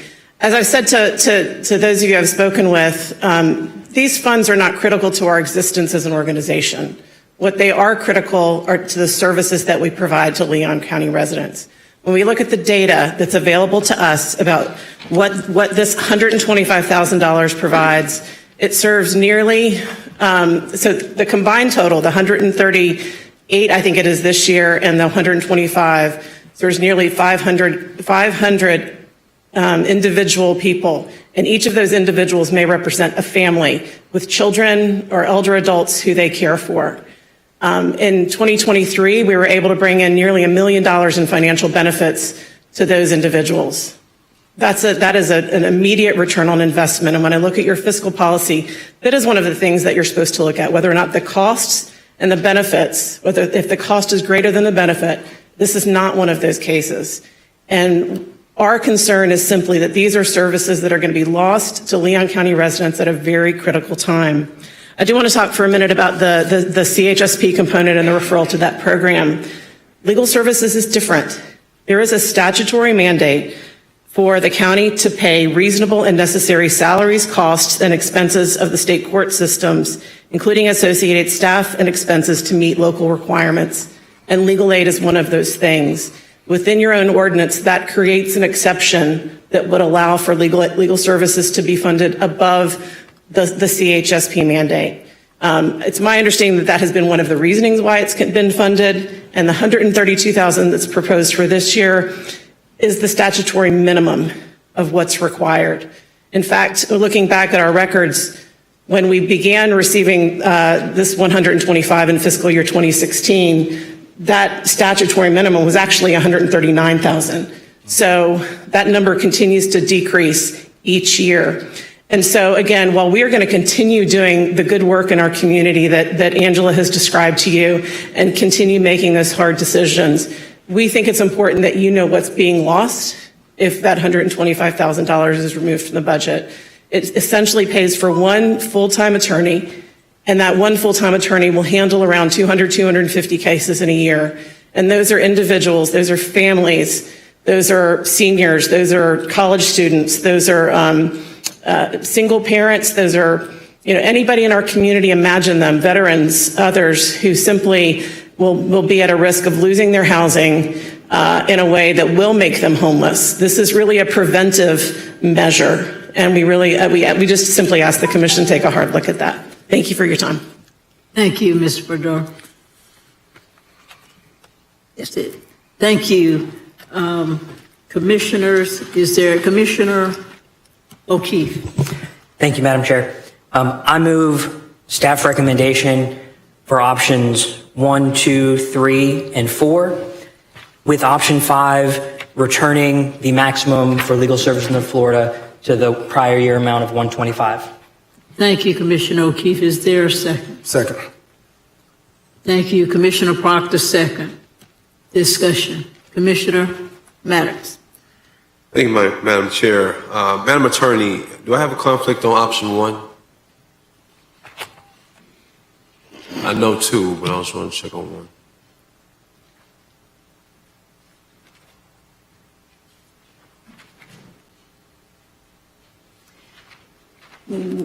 And this is based on your employment currently? Yes, ma'am. It is unknown at this time, but given the past history of that entity and organization receiving CHPS funding, at the very least, if I were you, I would. Madam Chair, if I could, I'd like to ask for a modification of the motion to bifurcate the vote so that I can vote 3, 4, 5 and recuse myself on 1 and 2. Thank you.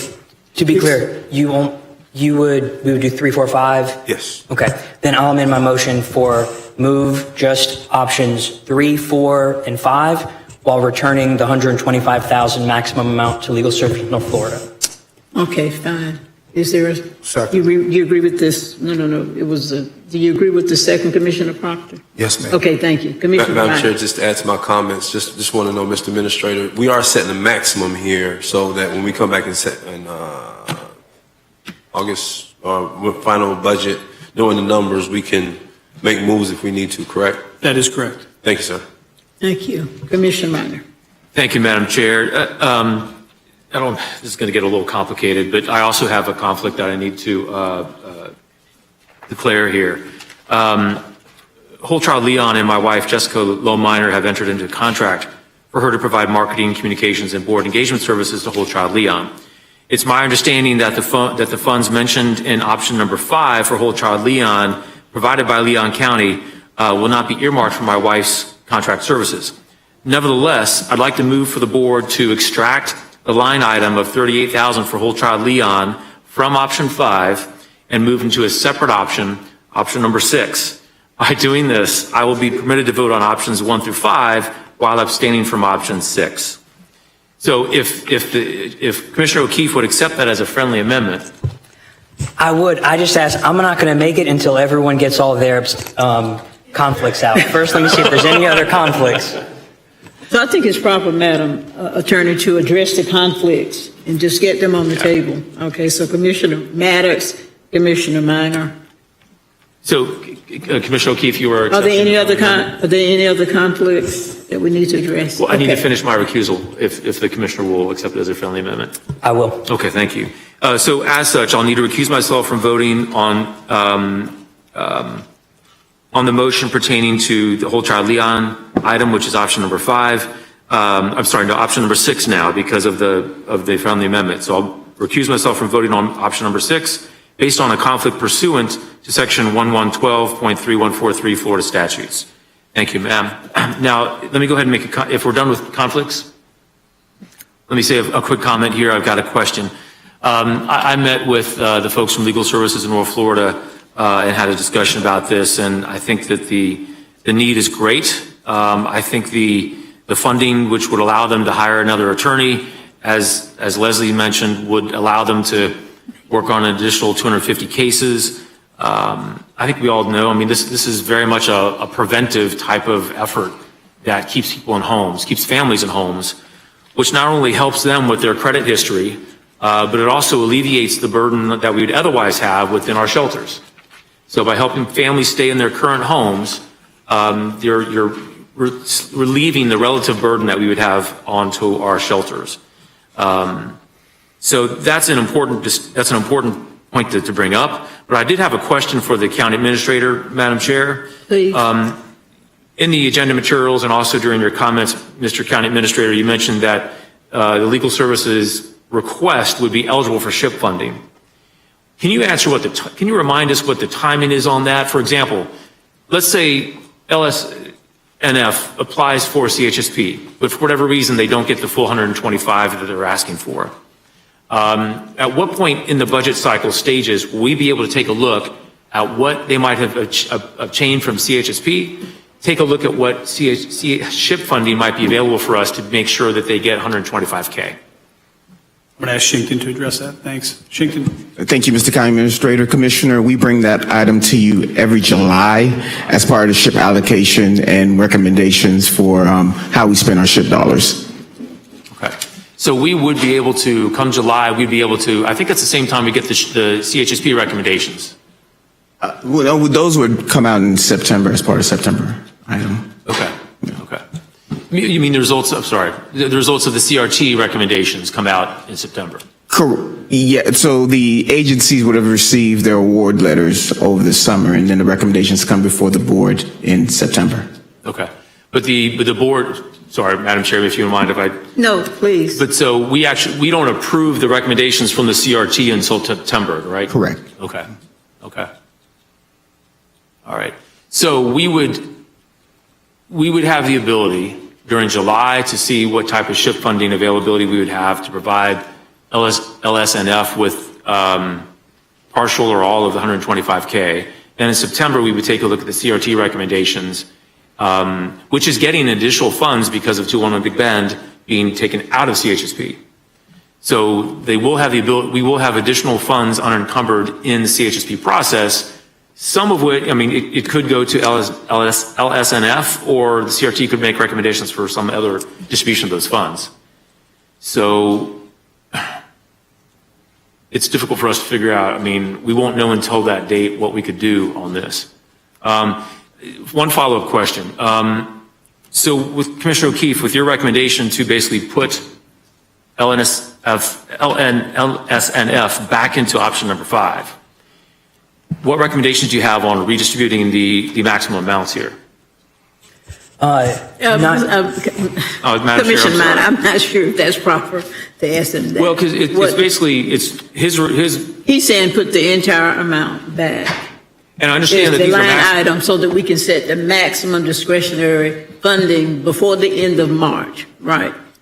Yeah. So, I mean, if that's what Commissioner O'Keefe is asking for, putting the maximum amounts in here, that what this does is that really takes it to the next stage for us to decide where that allocation goes. So, in other words, he's not requesting that money be taken away from the additional line items in number 5. It's just added to the maximum amount. We have to figure out later where that money will be distributed within option 5. Right. I don't think we're here to do that tonight, right? I think we're making it a lot more confusing than it is. It's just restoring the funding to its previous level. Yeah. And we would do that through the budget process.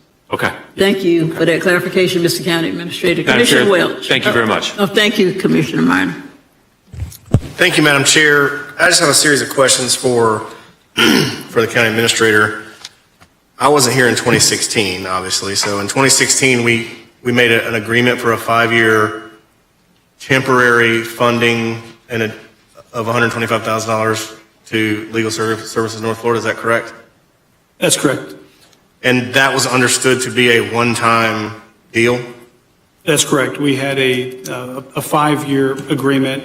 We have annual contracts, oftentimes, and the predicate upon which the board made their determination at that time was the loss of the outside funding, the federal and state funding. And again, we reported to the board each year, as we've done in this year, but in each of the following years, we've reported to the board that, the funding still has not been restored, and we would recommend keeping the 125 in. And we've done that repeatedly. And then when COVID occurred, too, we recommended that the funding continue for those purposes. But this year, for consistency, because we have an obligation, obviously, to inform the board of all of that history, we were making the recommendation based on the fact that that funding has been restored and that funding was intended to be temporary until the time that funding was restored. Absolutely. Madam Chair? Yes, please. So the funding has been restored, the federal funding has been restored that we were backfilling with this 5-year agreement. This is not to take anything away from what happens at Legal Services in North Florida, but obviously we deal with a dynamic environment here. Yeah, things have changed. I'm sure the need is still high, but I don't know if it's fiscally responsible for us as a board to lay down a bright line that says this is temporary funding. Once your funding is restored, that this is replacing, you can't get this funding anymore. I look at this stuff and I look at like the Carney Center. I'm sure their dynamics have changed a lot too in the last 5 years. I'm sure the need at the Carney Center has changed a lot in the last 5 years. So at what point, in other words, where's this money come from? Does it come from general revenue? Is that what I'm reading, Mr. County Administrator? That's correct. Why is the Carney Center not eligible for this money from general revenue? You know what I'm saying? If we're going to say, oh, the need is still great, there's no denying that. But the need's great in all kinds of pockets and factors, right? So you look at the other issues, I think that, I don't know if it's a good precedent to set that we go, oh, well, we're just going to continue to fund something that we all were on the same page agreeing was temporary. When the needs in other areas have continued to elevate, to become more dynamic, that's problematic to me. Now, I'm willing to go along with the board's idea, the board's feelings on this, but I think it needs to be said. That's not very responsible of us as a policy-making body to tell an organization in 2016, hey, we're going to help you out because your federal funding got pulled. But this is a one-time deal. Oh, and then they come back to us when that funding's restored and go, oh, yeah, we still need that money because our needs have gone up. Well, everybody's needs have gone up. So what precedent are we setting? I think it's up to us as a board. If I had my druthers, I would say we don't vote in approval of Commissioner O'Keefe's thing, and we set a bright line that says, look, we have a duty to the entire community to make sure that we are facilitating meeting needs, but in a responsible, reasonable, and fair way. And so I think this is what becomes difficult when we deal with CHSP and the doling out of very limited dollars. When we're talking about pulling money out of our general revenue to backfill an agreement that we said we were not going to do. And now we're doing it, and the needs across the spectrum have increased in all different types of service provision. So that's my comments on that. I'll go along with whatever you guys want to do, but I really wish we wouldn't do this. Thank you, Madam Chair. Thank you, Commissioner Welch. Commissioner O'Keefe? Thank you, Madam Chair.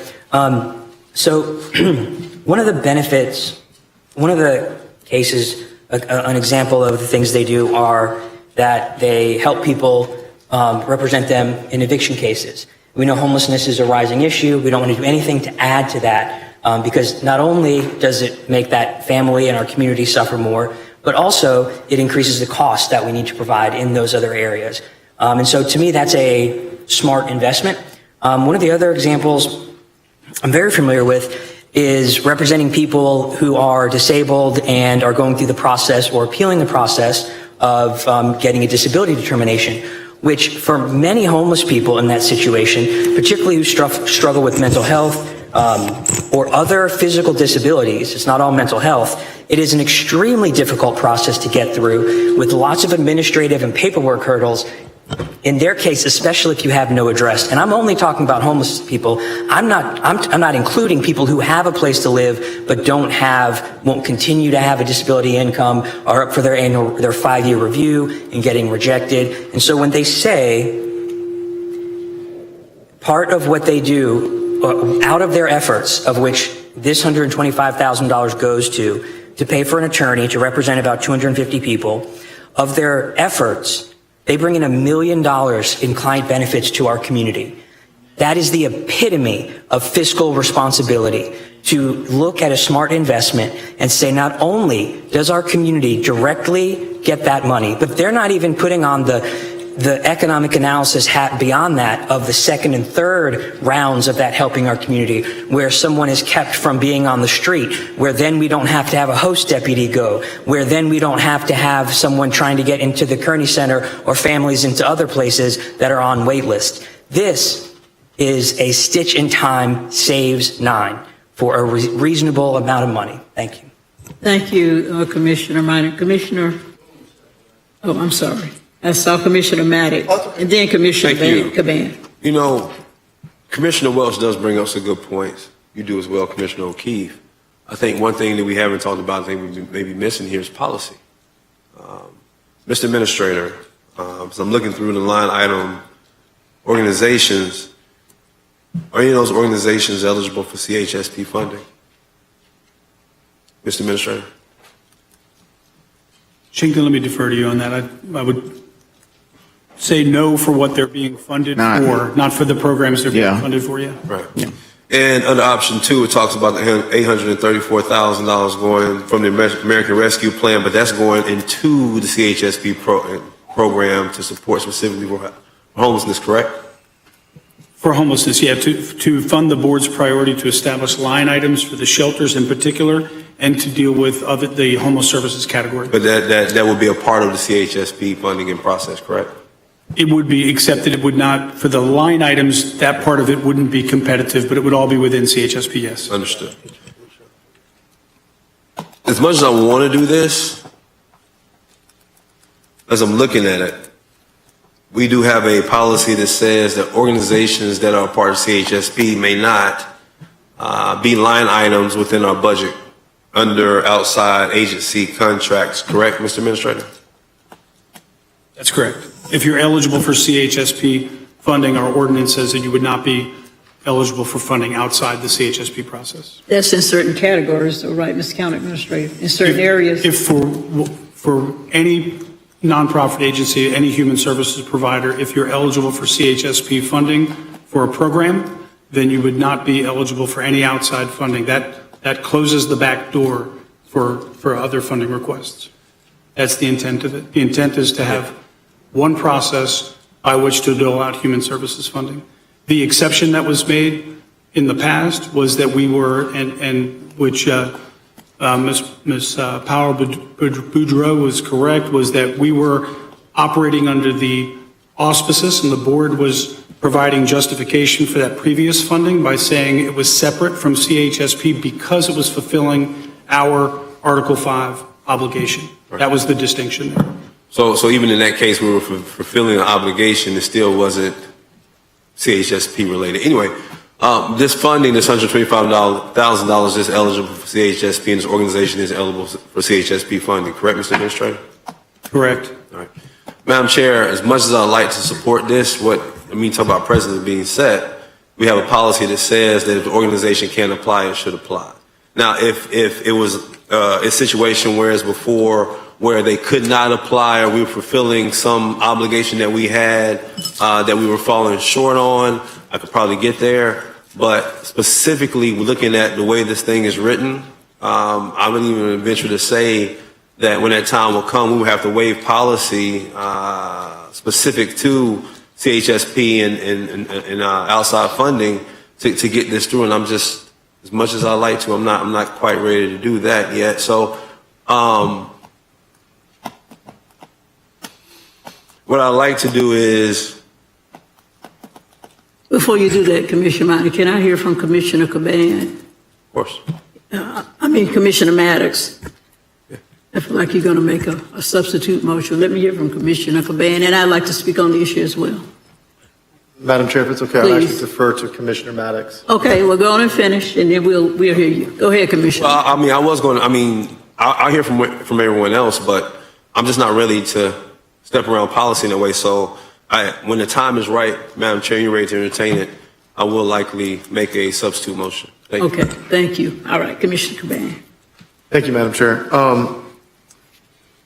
I first want to say that Commissioner O'Keefe, I think your heart's in the right place, and I appreciate you voicing your opinion on this particular item. And for me personally, I'm going to have to agree with Commissioner Welch here. As we saw through legislation the last two cycles with session, I think it's more important than ever that this body continues to be fiscally responsible, especially when we're discussing with taxpayer dollars.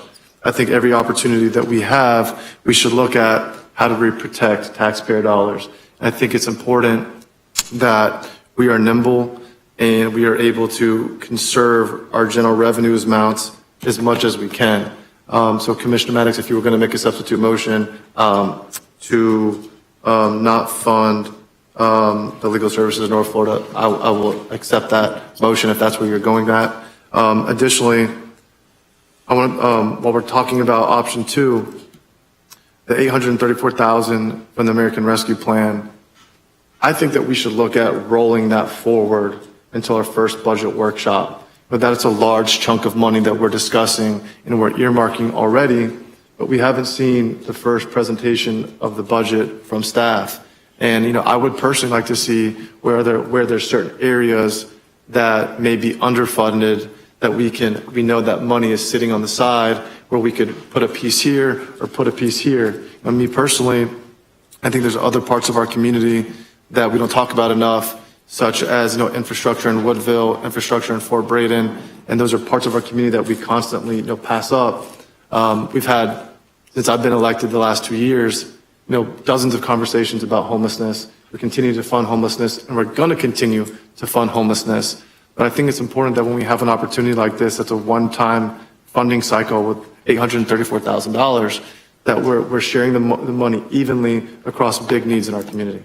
So thank you, Madam Chair. Thank you, Commissioner Caban. Let me just say this, and I'll go to Commissioner Proctor. As far as item 2, I think that's just part of the overall establishing the level of discretionary funding right now. I think when we go to workshop, or even when we have our commission workshops on the budget, our budget workshops, I think we could modify if we wanted to, but right now, at this meeting, we have got to establish our levels, and so I don't think we can properly push item number 2 until the workshop. I think we can perhaps modify at the workshop, but we need to establish those discretionary levels before March 31st. Am I correct, Ms. County Administrator? I think Madam Chair, I think for option 2, and again, this isn't to overly constrain the board. Again, the idea is that, you have the flexibility that you need to have during the budget process, notwithstanding that you do have certain things that you want to do. I hear Commissioner Caban's motion, and I think that if the board did decide that you wanted to take these ARPA dollars, and because they are fungible, there's a lot of flexibility with these dollars, and you wanted to consider that, not here today, but consider them for perhaps other needs, then I think the board would have every ability to do that at the first budget workshop. At our budget workshop. Yeah, that would be something that you could do, for sure. Okay. Thank you, Mr. County Administrator. And let me say this, let me just make my comments as well. As a former attorney for Legal Services of North Florida, and as a board member of Legal Services of North Florida, not presently, but I was a board member for at least 15 years or more. And I can tell you that the funding from LSC is never enough. they might have funding levels restored to Legal Services of North Florida, but the funding from LSC is never enough to meet the needs of our citizens here in Leon County. It's never enough. And I know there's a statutory provision as far as the county providing funds to legal services. The years that I was on the board, we always applied to for the funding for the USS, what is it? Shinkton. Okay. We always applied for the funding, went through the dog and pony show. It's never to the level of $125,000 add on. It never is. And I'm moved by the presentation of the executive director right now, who says that the funding that's provided by the board, the additional funding, pays for an additional attorney who handles, and that's a heavy caseload, 250 cases per year. That's a heavy caseload. And I promise you that Legal Services of North Florida has a long waiting list. They always have, because we have indigent people in our community that need legal assistance, just like anybody else that has legal problems. They have issues dealing with not only homelessness, but issues dealing with just being evicted, just living every day in apartments. Some of the evictions are warranted, some aren't. But because of the intervention of services provided by Legal Services of North Florida, in some instances, they are given some moratorium. In other instances, their rights are redressed. Okay. Many instances, poor people are just taken advantage of. Yep. Marginalized people are taken advantage of in the legal system. And if they don't have representation, that's just more disadvantage that they experience. I am asking the board to look at this, and I recognize that it's discretionary, Mr. County Administrator. I recognize that we weren't on the board at the time, but what I understand, there was a dire need for funding. There was a lapse from LSC.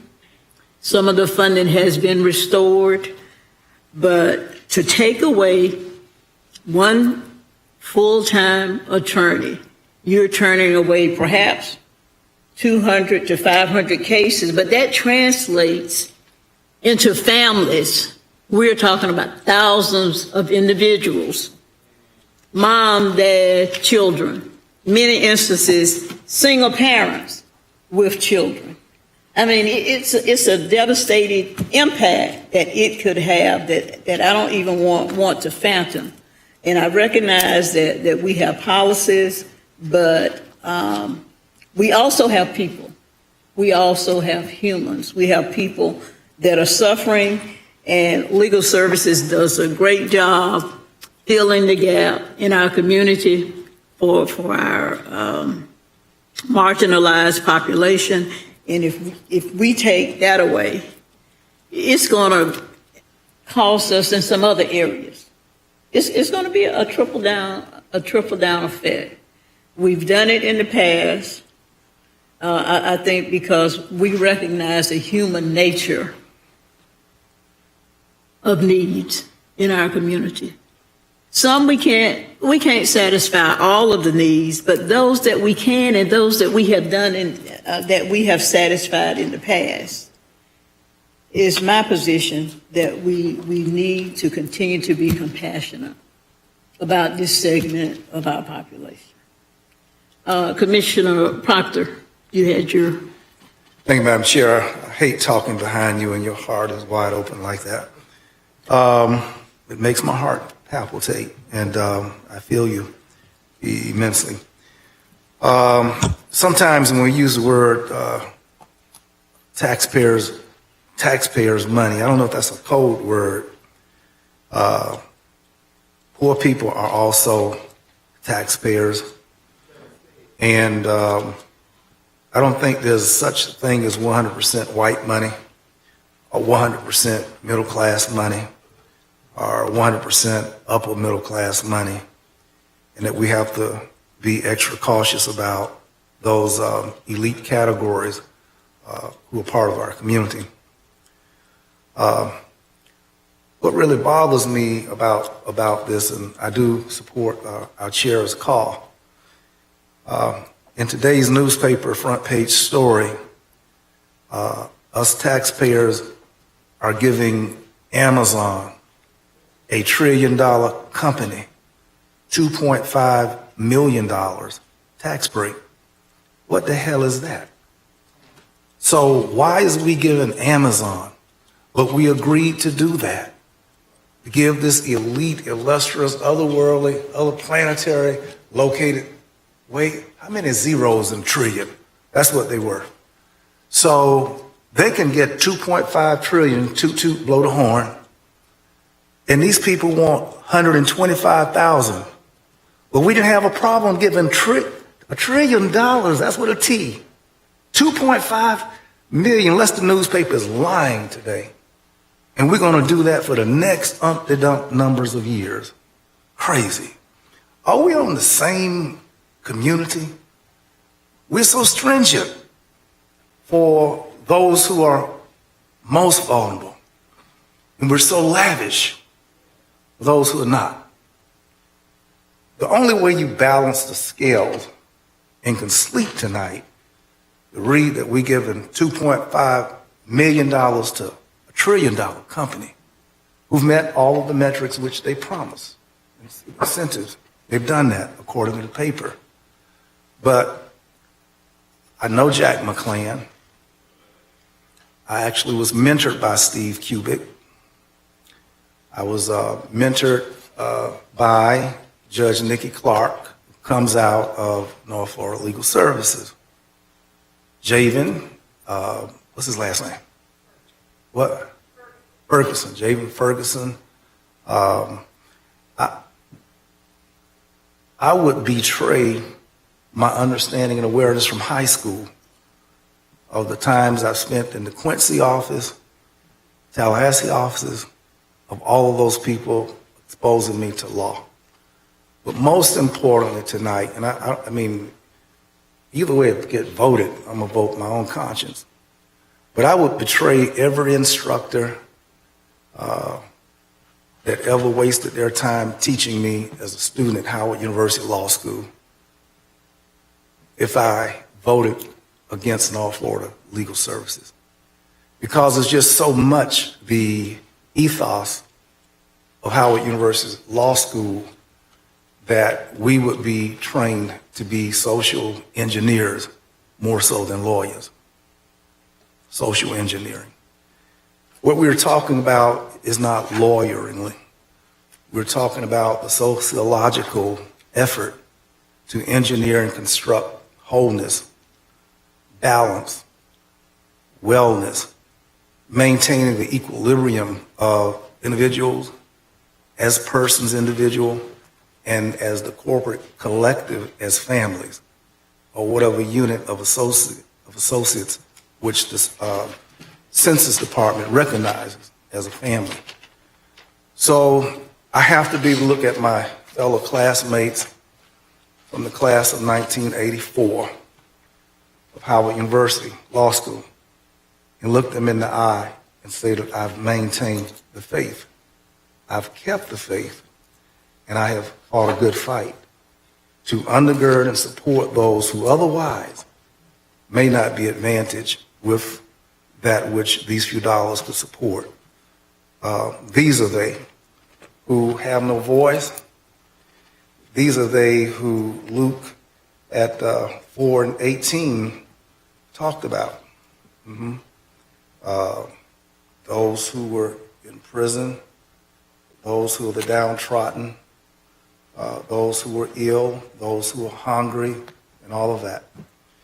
211 Big Ben is getting the $112,000 first time money at $112 which really takes what legal services had been getting in 23 and 24. So we're switching out, and Big Bend 211 is needed, necessary, as is the 250 cases for legal services in North Florida.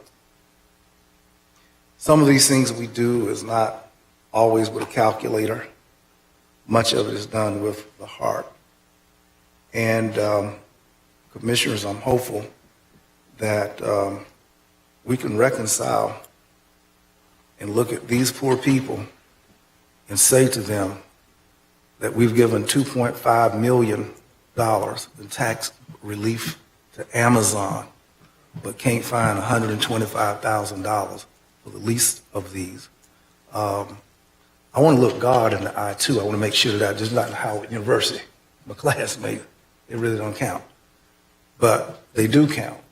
But beyond them, I want to be able to look that when he said, when I was hungry, when I was thirsty, when I was without representation, what did you do, Bill Proctor? And that's just the question that I got to answer. So I'm prepared to answer that tonight with this vote. Thank you. Madam Chair. Thank you, Commissioner Proctor. Let me say this, Commissioners. In item number 2, no, I'm sorry. Item number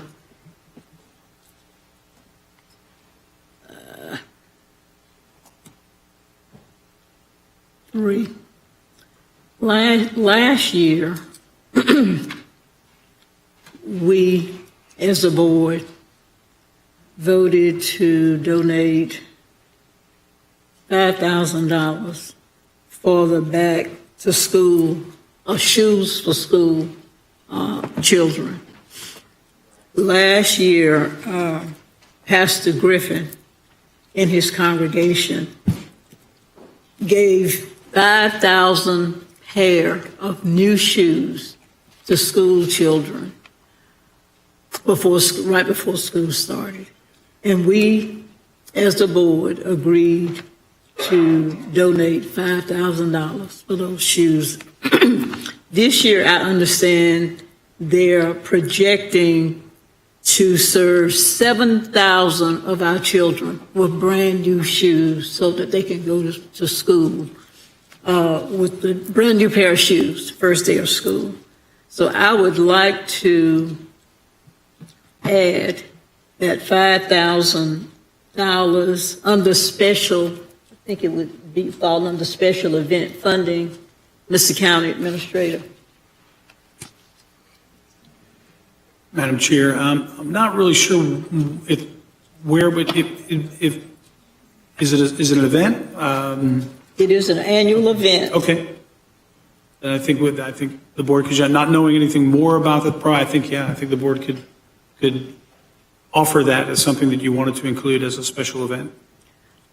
I'd like this discussion, and I'd like to entertain a motion, if you guys can recall. I think several of the commissioners attended the event at the Civic Center. It's an event, Mr. Administrator, which makes an event not eligible for CHSP because it's just an event, correct? Madam Chair, Madam Chair? Yes, please. I understand. Look, listen. I'm a child with a mother who would have benefited from legal services. But I'm also a child of a mother who would have benefited from the Kearney Center or Family Promise. I'm a boy who would have benefited from Boys and Girls Club. You know, as I look at it, I'm right there with you, Madam Chair, on what you're saying. But I think the policy that we have in place is there for the reason of all of those items, all those organizations that I spoke of need more funding. There's never enough funding for Boys and Girls Club. There's never enough funding for different organizations that are CHSP eligible. So we did what we did because legislatively the money wasn't there, so we stepped up to cover a gap to make sure we didn't lose an attorney. Mr. Administrator, now all of that 125 is back, correct? That's our understanding. I'd have to defer to Mr. Lamy on that. Yes. Yes, sir, President. So we got that funding. I believe $47,000 of CHSP funding has gone to legal services in the past, and we're considering SHIP funding going to legal services as well for air property. Again, I'm there with you. I would love to do it, but policy says that if you're CHSP eligible, you go through the process. All funding has been restored to 125, and I'm wondering, again, if we allow this, where do we stop? Because let me tell you what's going to happen. Every CHSP organization is going to come up here and they're going to know we need funding too. So can you specify in your line item this much? Matter of fact, I remember some years back, we literally went through all of the line items we had to make sure none of them were CHSP eligible, to get them out of departments and line item and get them into the CHSP process. I cannot support the 125 line item. I cannot vote on option number 1. But if you really want the 125 to be considered, when we add $125,000 to CHSP funding, and an opportunity to apply for it, and maybe create a category that's specific for legal services or something like that. I just don't want to go outside of what we've done as policy, because once we do that, it's a very slippery road. And we can see that we saw that recently when we started to, at the end of meetings, approve funding for organizations. It was one organization, there was another organization, and then people come in last minute, and then and everybody, I mean, we can make an argument for any organization, but then we had to come back and say, well, you know what? We had a policy, let's make sure we stay with that policy so we don't get into the habit of, well, make a motion to not go by the policy this time so we can get this done, and then we'll go by next time. So what I'm going to do, Madam Chair, again, because I do agree with the sentiment of where you are. Okay, before you do that, let me get some clarification from my county attorney. Can you do that? Just hold on and I'll come back to you, okay? Sorry, I just wanted to clarify. Everyone keeps referring to this as a policy. This is your ordinance. Ordinance, okay. This is your CHSP ordinance. It is not a policy. Well, It's an ordinance. Well, that takes it even to another level if it's an ordinance that we have in place. So what I'm going to do is I'm going to make a substitute motion for options 3, 4, and 5. I'm going to take out Whole Child Leon for the purposes of Commissioner Minor, and that can be addressed as option number 6. But 3, 4, staff recommendation on 3, 4, and 5 as is would be my motion. Okay, hold on just a minute. 3, 4, and 5. Okay. 3, 4, and 5. And who seconded it? Okay, Commissioner Caban. Okay. Okay, Commissioner O'Keefe. Oh, Madam Chair, also including the $5,000 for your special event funding for the sneaker drive. Okay. That's part of my motion. Thank you.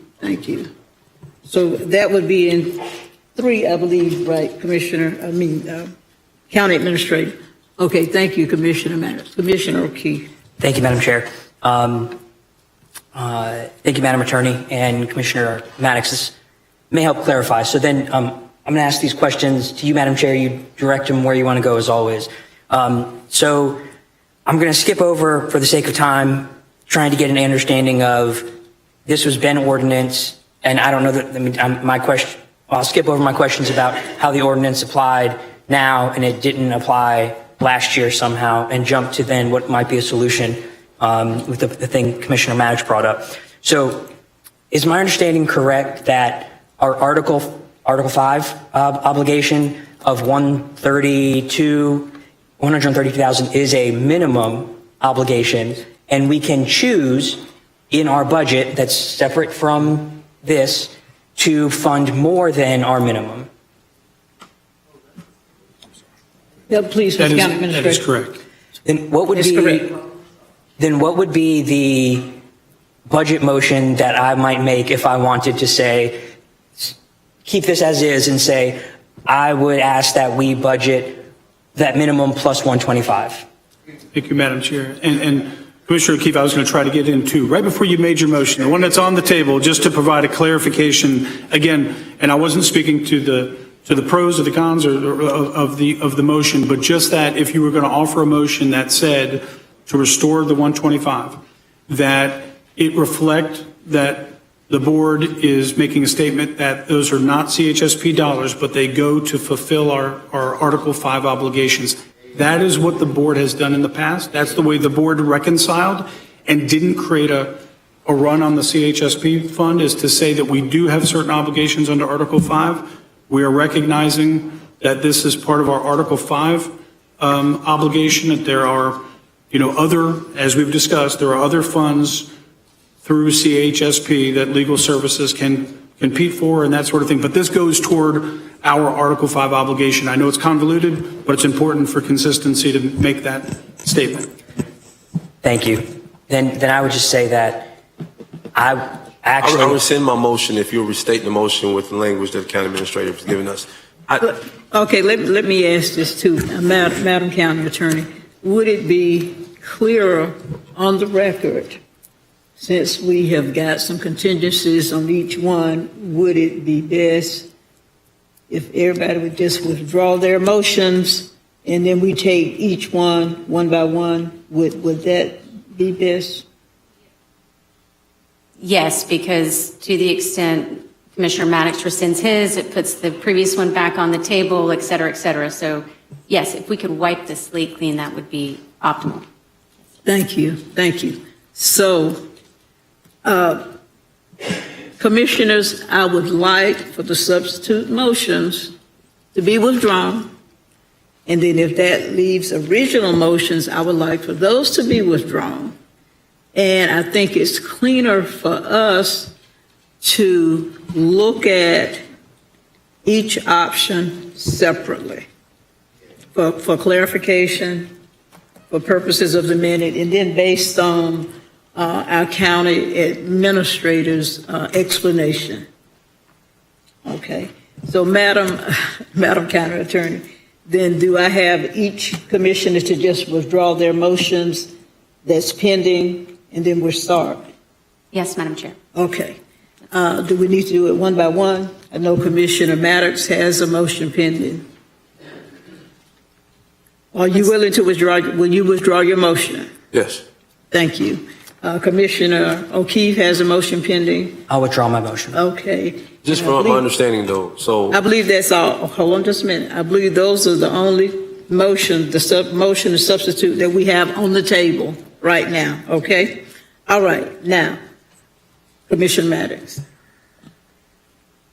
Just my understanding, so legal services we would increase the Article 5 amount and then still allow for legal services to apply for CHSP to get whatever. Okay, put your hand down from your mouth. We would rescind the Article 5 amount and still allow for them to apply for CHSP to have whatever funding there, to apply for whatever funding they may need there.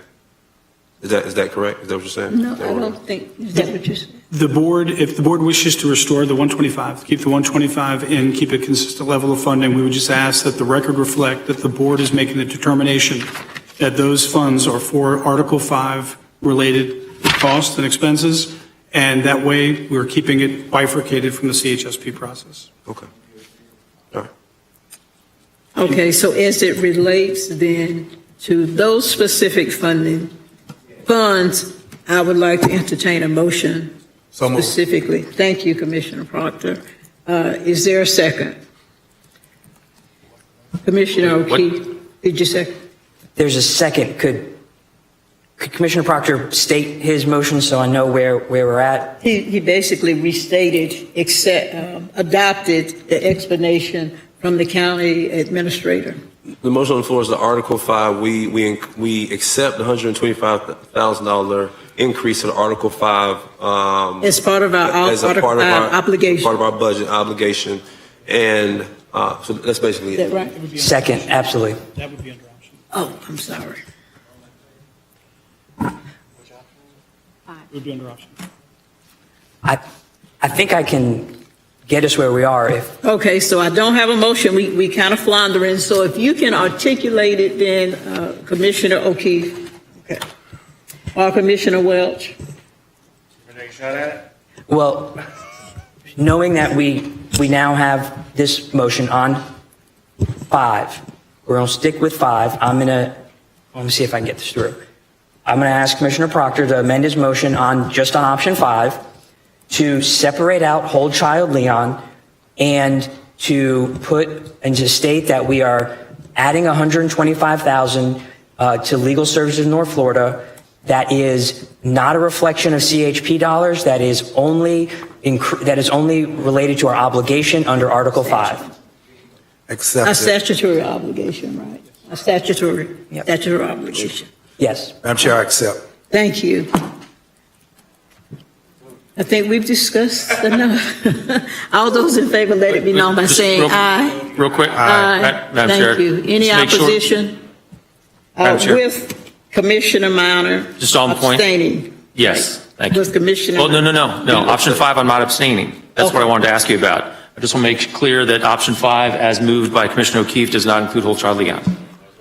It does not. Okay, is that correct? Okay. Move So, option 6, which is Whole Child Leon funding, Madam Chair. Sir, Move item 6, which is Whole Child Leon funding. okay, is there a second? Second. Thank you. Any discussion? All those in favor, let it be known by saying aye. Aye. Okay, please. You're excluding 1 and 2, right? So I'll move items 1 and 2, excluding Commissioner Maddox's. With the addition of the 5,000 for Choose for Schools. I think there's 2. No, that's item number 3. Correct. It's 3. So Oh, 1 and okay. 2 with excluding Commissioner Maddox. Is it into discussion or second by Commissioner Caban? You got discussion, second by Commissioner O'Keefe. Okay, Commissioner Caban, Thank you, Madam Chair. May I address the county administrator? please. Okay. Yes. So, Mr. Administrator, so just so we're clear, on option 2, we can still look at potentially changing that in our budget workshop process. Is that correct? Yeah, Madam Chair, yeah, if I could be clear about that. As I said before, if the board, and I think this is where Commissioner Caban was going, if the board wants to look at that American Rescue Plan funding, American Rescue Plan Act funding, and say, what I think I heard is we don't know what other budgetary pressures we have to deal with in the budget. We'd like to set that aside until the budget workshop and then readdress that, then the board can certainly do that. If that's the board's will, I would like to do that. If the board just wants to approve it as is, I probably will not support it. But ideally, we haven't seen the full budget, so I don't know where there's certain pinpoints or stressors that we need to look at funding. But I'm open for a discussion, Madam Chair. Thank you. Yeah, and I don't think that has to be part of the motion for us to raise it at the budget workshop, right, Mr. County Administrator? We would like to receive that direction because again, the proposal that we have before you is to utilize that $834,000 to address the priorities that the board has already made with respect to homelessness.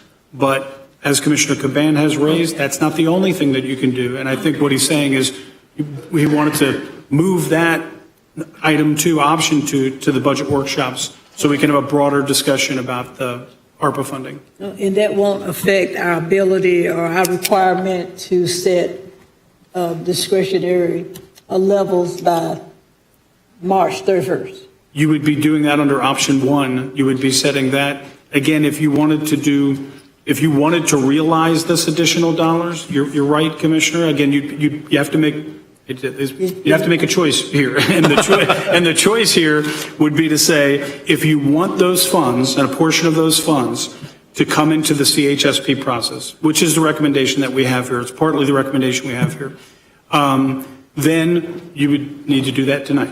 If you did not want those funds to go into that process, but you wanted to delay and wait to see if those funds could be used for other issues in the budget, then you would do as Commissioner Caban suggested and wait until the budget workshop to deal with those ARPA funds, again, because they are flexible. Well, there is a motion on the floor. Do you want to amend the motion? Commissioner Welch? Thank you, Madam Chair. I don't want to amend the motion. I like it the way it is. I like the staff recommendation because I feel like that line item funding, we know it's necessary for the emergency shelters. We know they need it. It's ARPA money, it's expiring. It's like, I'm comfortable with it. I like that it's line item funding, that it's dedicated to those emergency shelters, because I know they're overwhelmed. And I would not want to amend it. Thank you. Thank you. Okay, Commissioner Minor. Thank you, Madam Chair. When we all had our briefings with the county administrator, he mentioned that 211 Big Bend had been moved out of the CHSP process. It's now on option 5, right? And what that meant was that we had an additional $147,000 in the CHSP process. All right? So what we've done with the motion that Commissioner O'Keefe had with regarding to increasing the funding for LSNF by 125, that money has to come from somewhere. We have an additional 147K in CHSP because 211 Big Bend had been moved out with the intention of LSNF going into CHSP and being able to apply for those funds. Since we are now explicitly funding CHSP under Article 5, would you all be willing to make a friendly amendment to take out 125 from option 1, which is the level of the CHSP for this next fiscal year, and have that allocated to LSNF? But talk about responsible financial management. That's taking the money that we would have expected to have legal services apply for under CHSP, move it out so that it can be applied directly to the Article 5 funding. I just want to get the mood of the folks here on the dais about that. I think it makes sense because we have an explicit increase in funding for legal services now to the tune of 125. Where's that money going to come from? General revenue now, you're right. Right, we've got to make choices. We had CHSP increased by 147 because 211 Big Bend has moved out. It's a good opportunity for us to use some of those funds and have as least little impact on GR as we possibly can. Thank you. Commissioner Minor, we do have a motion and a second on the floor. We do have a motion and a second on the floor. Madam Chair, this would be a friendly amendment if someone was willing to accept it. Okay, was that a friendly amendment that you? It's a suggestion of a friendly amendment. On point, Commissioner O'Keefe. On point, I just state that technically we did not fund legal service in North Florida. We set the maximum discretionary amount. Right. I just want to make that clear. It's true. Madam Chair, Commissioner Maddox.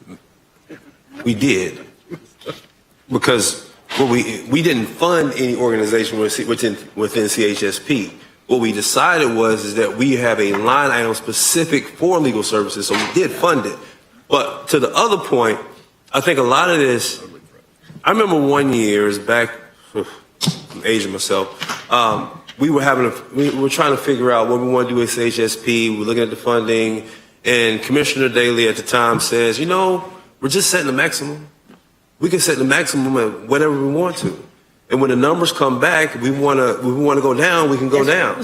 So one of the things I had thought about when we were talking about legal services was just bump CHSP by 125. We figure out the rest later. So I don't think right now we need to be in the weeds of really trying to figure out, okay, we took it from here, what about there? I think when the time comes, staff will look at the numbers and they will tell us what we need to do. And because we could come back and something could happen where we have to wipe out all of the line item funding just to make our budget work.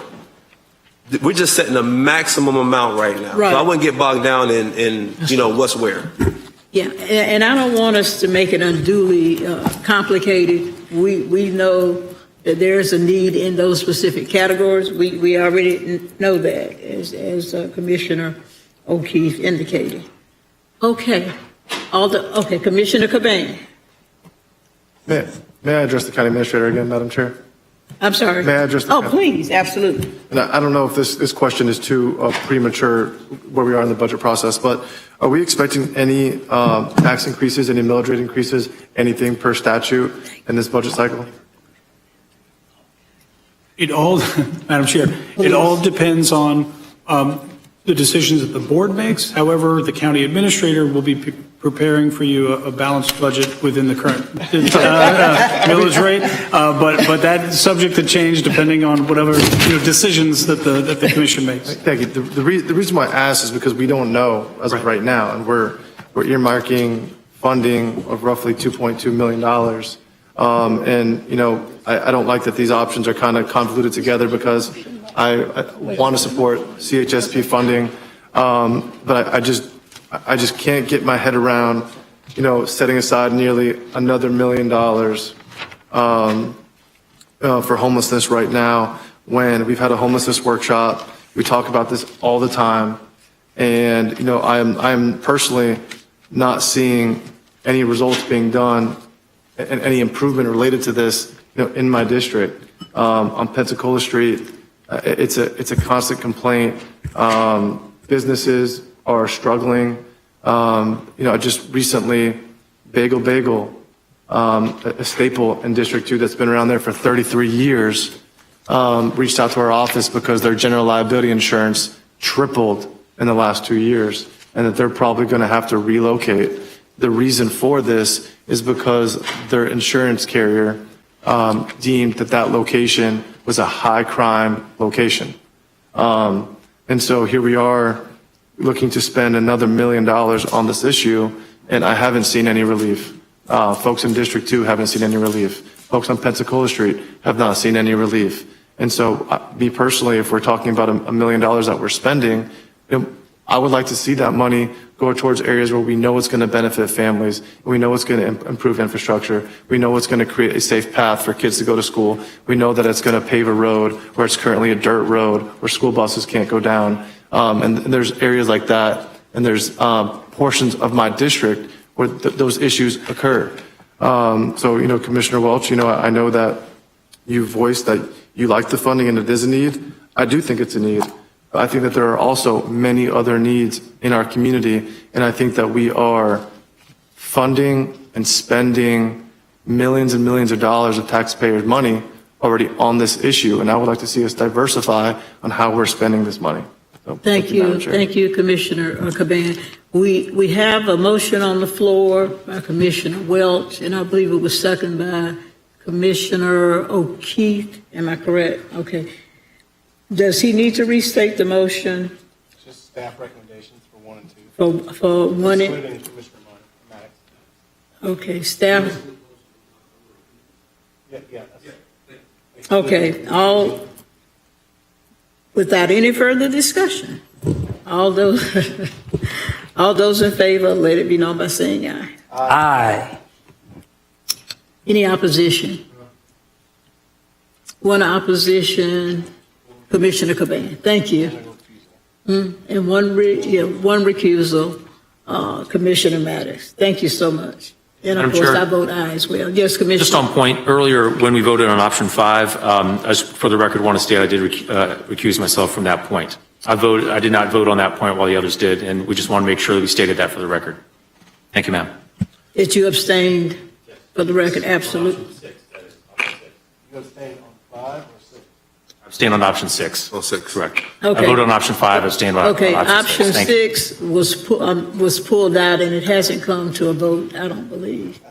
Oh, it did? Option 6 did? Oh, okay. Madam Chair, move option number 3 with a maximum special event funding of $74,500, including the $5,000 that would be allocated towards the shoe drive event. Thank you. Second by Commissioner Welch. All those in favor, let it be known by saying aye. Aye. Any opposition? Hearing none. Thank you so much. And I believe we just have one more. Madam, move option 4. Okay, is there a second? Second. Any discussion? All those in favor, let it be known by saying aye. Aye. Staff recommendation on option 4. Thank you. I believe we've covered 1, 2, 3, 4, 5, and 6. Am I correct? Okay, thank you, Mr. County Administrator. We're going to recess. We have a public hearing scheduled at 6 o'clock, so we will come back at 6 o'clock. After the public hearing, we will resume our agenda. All right.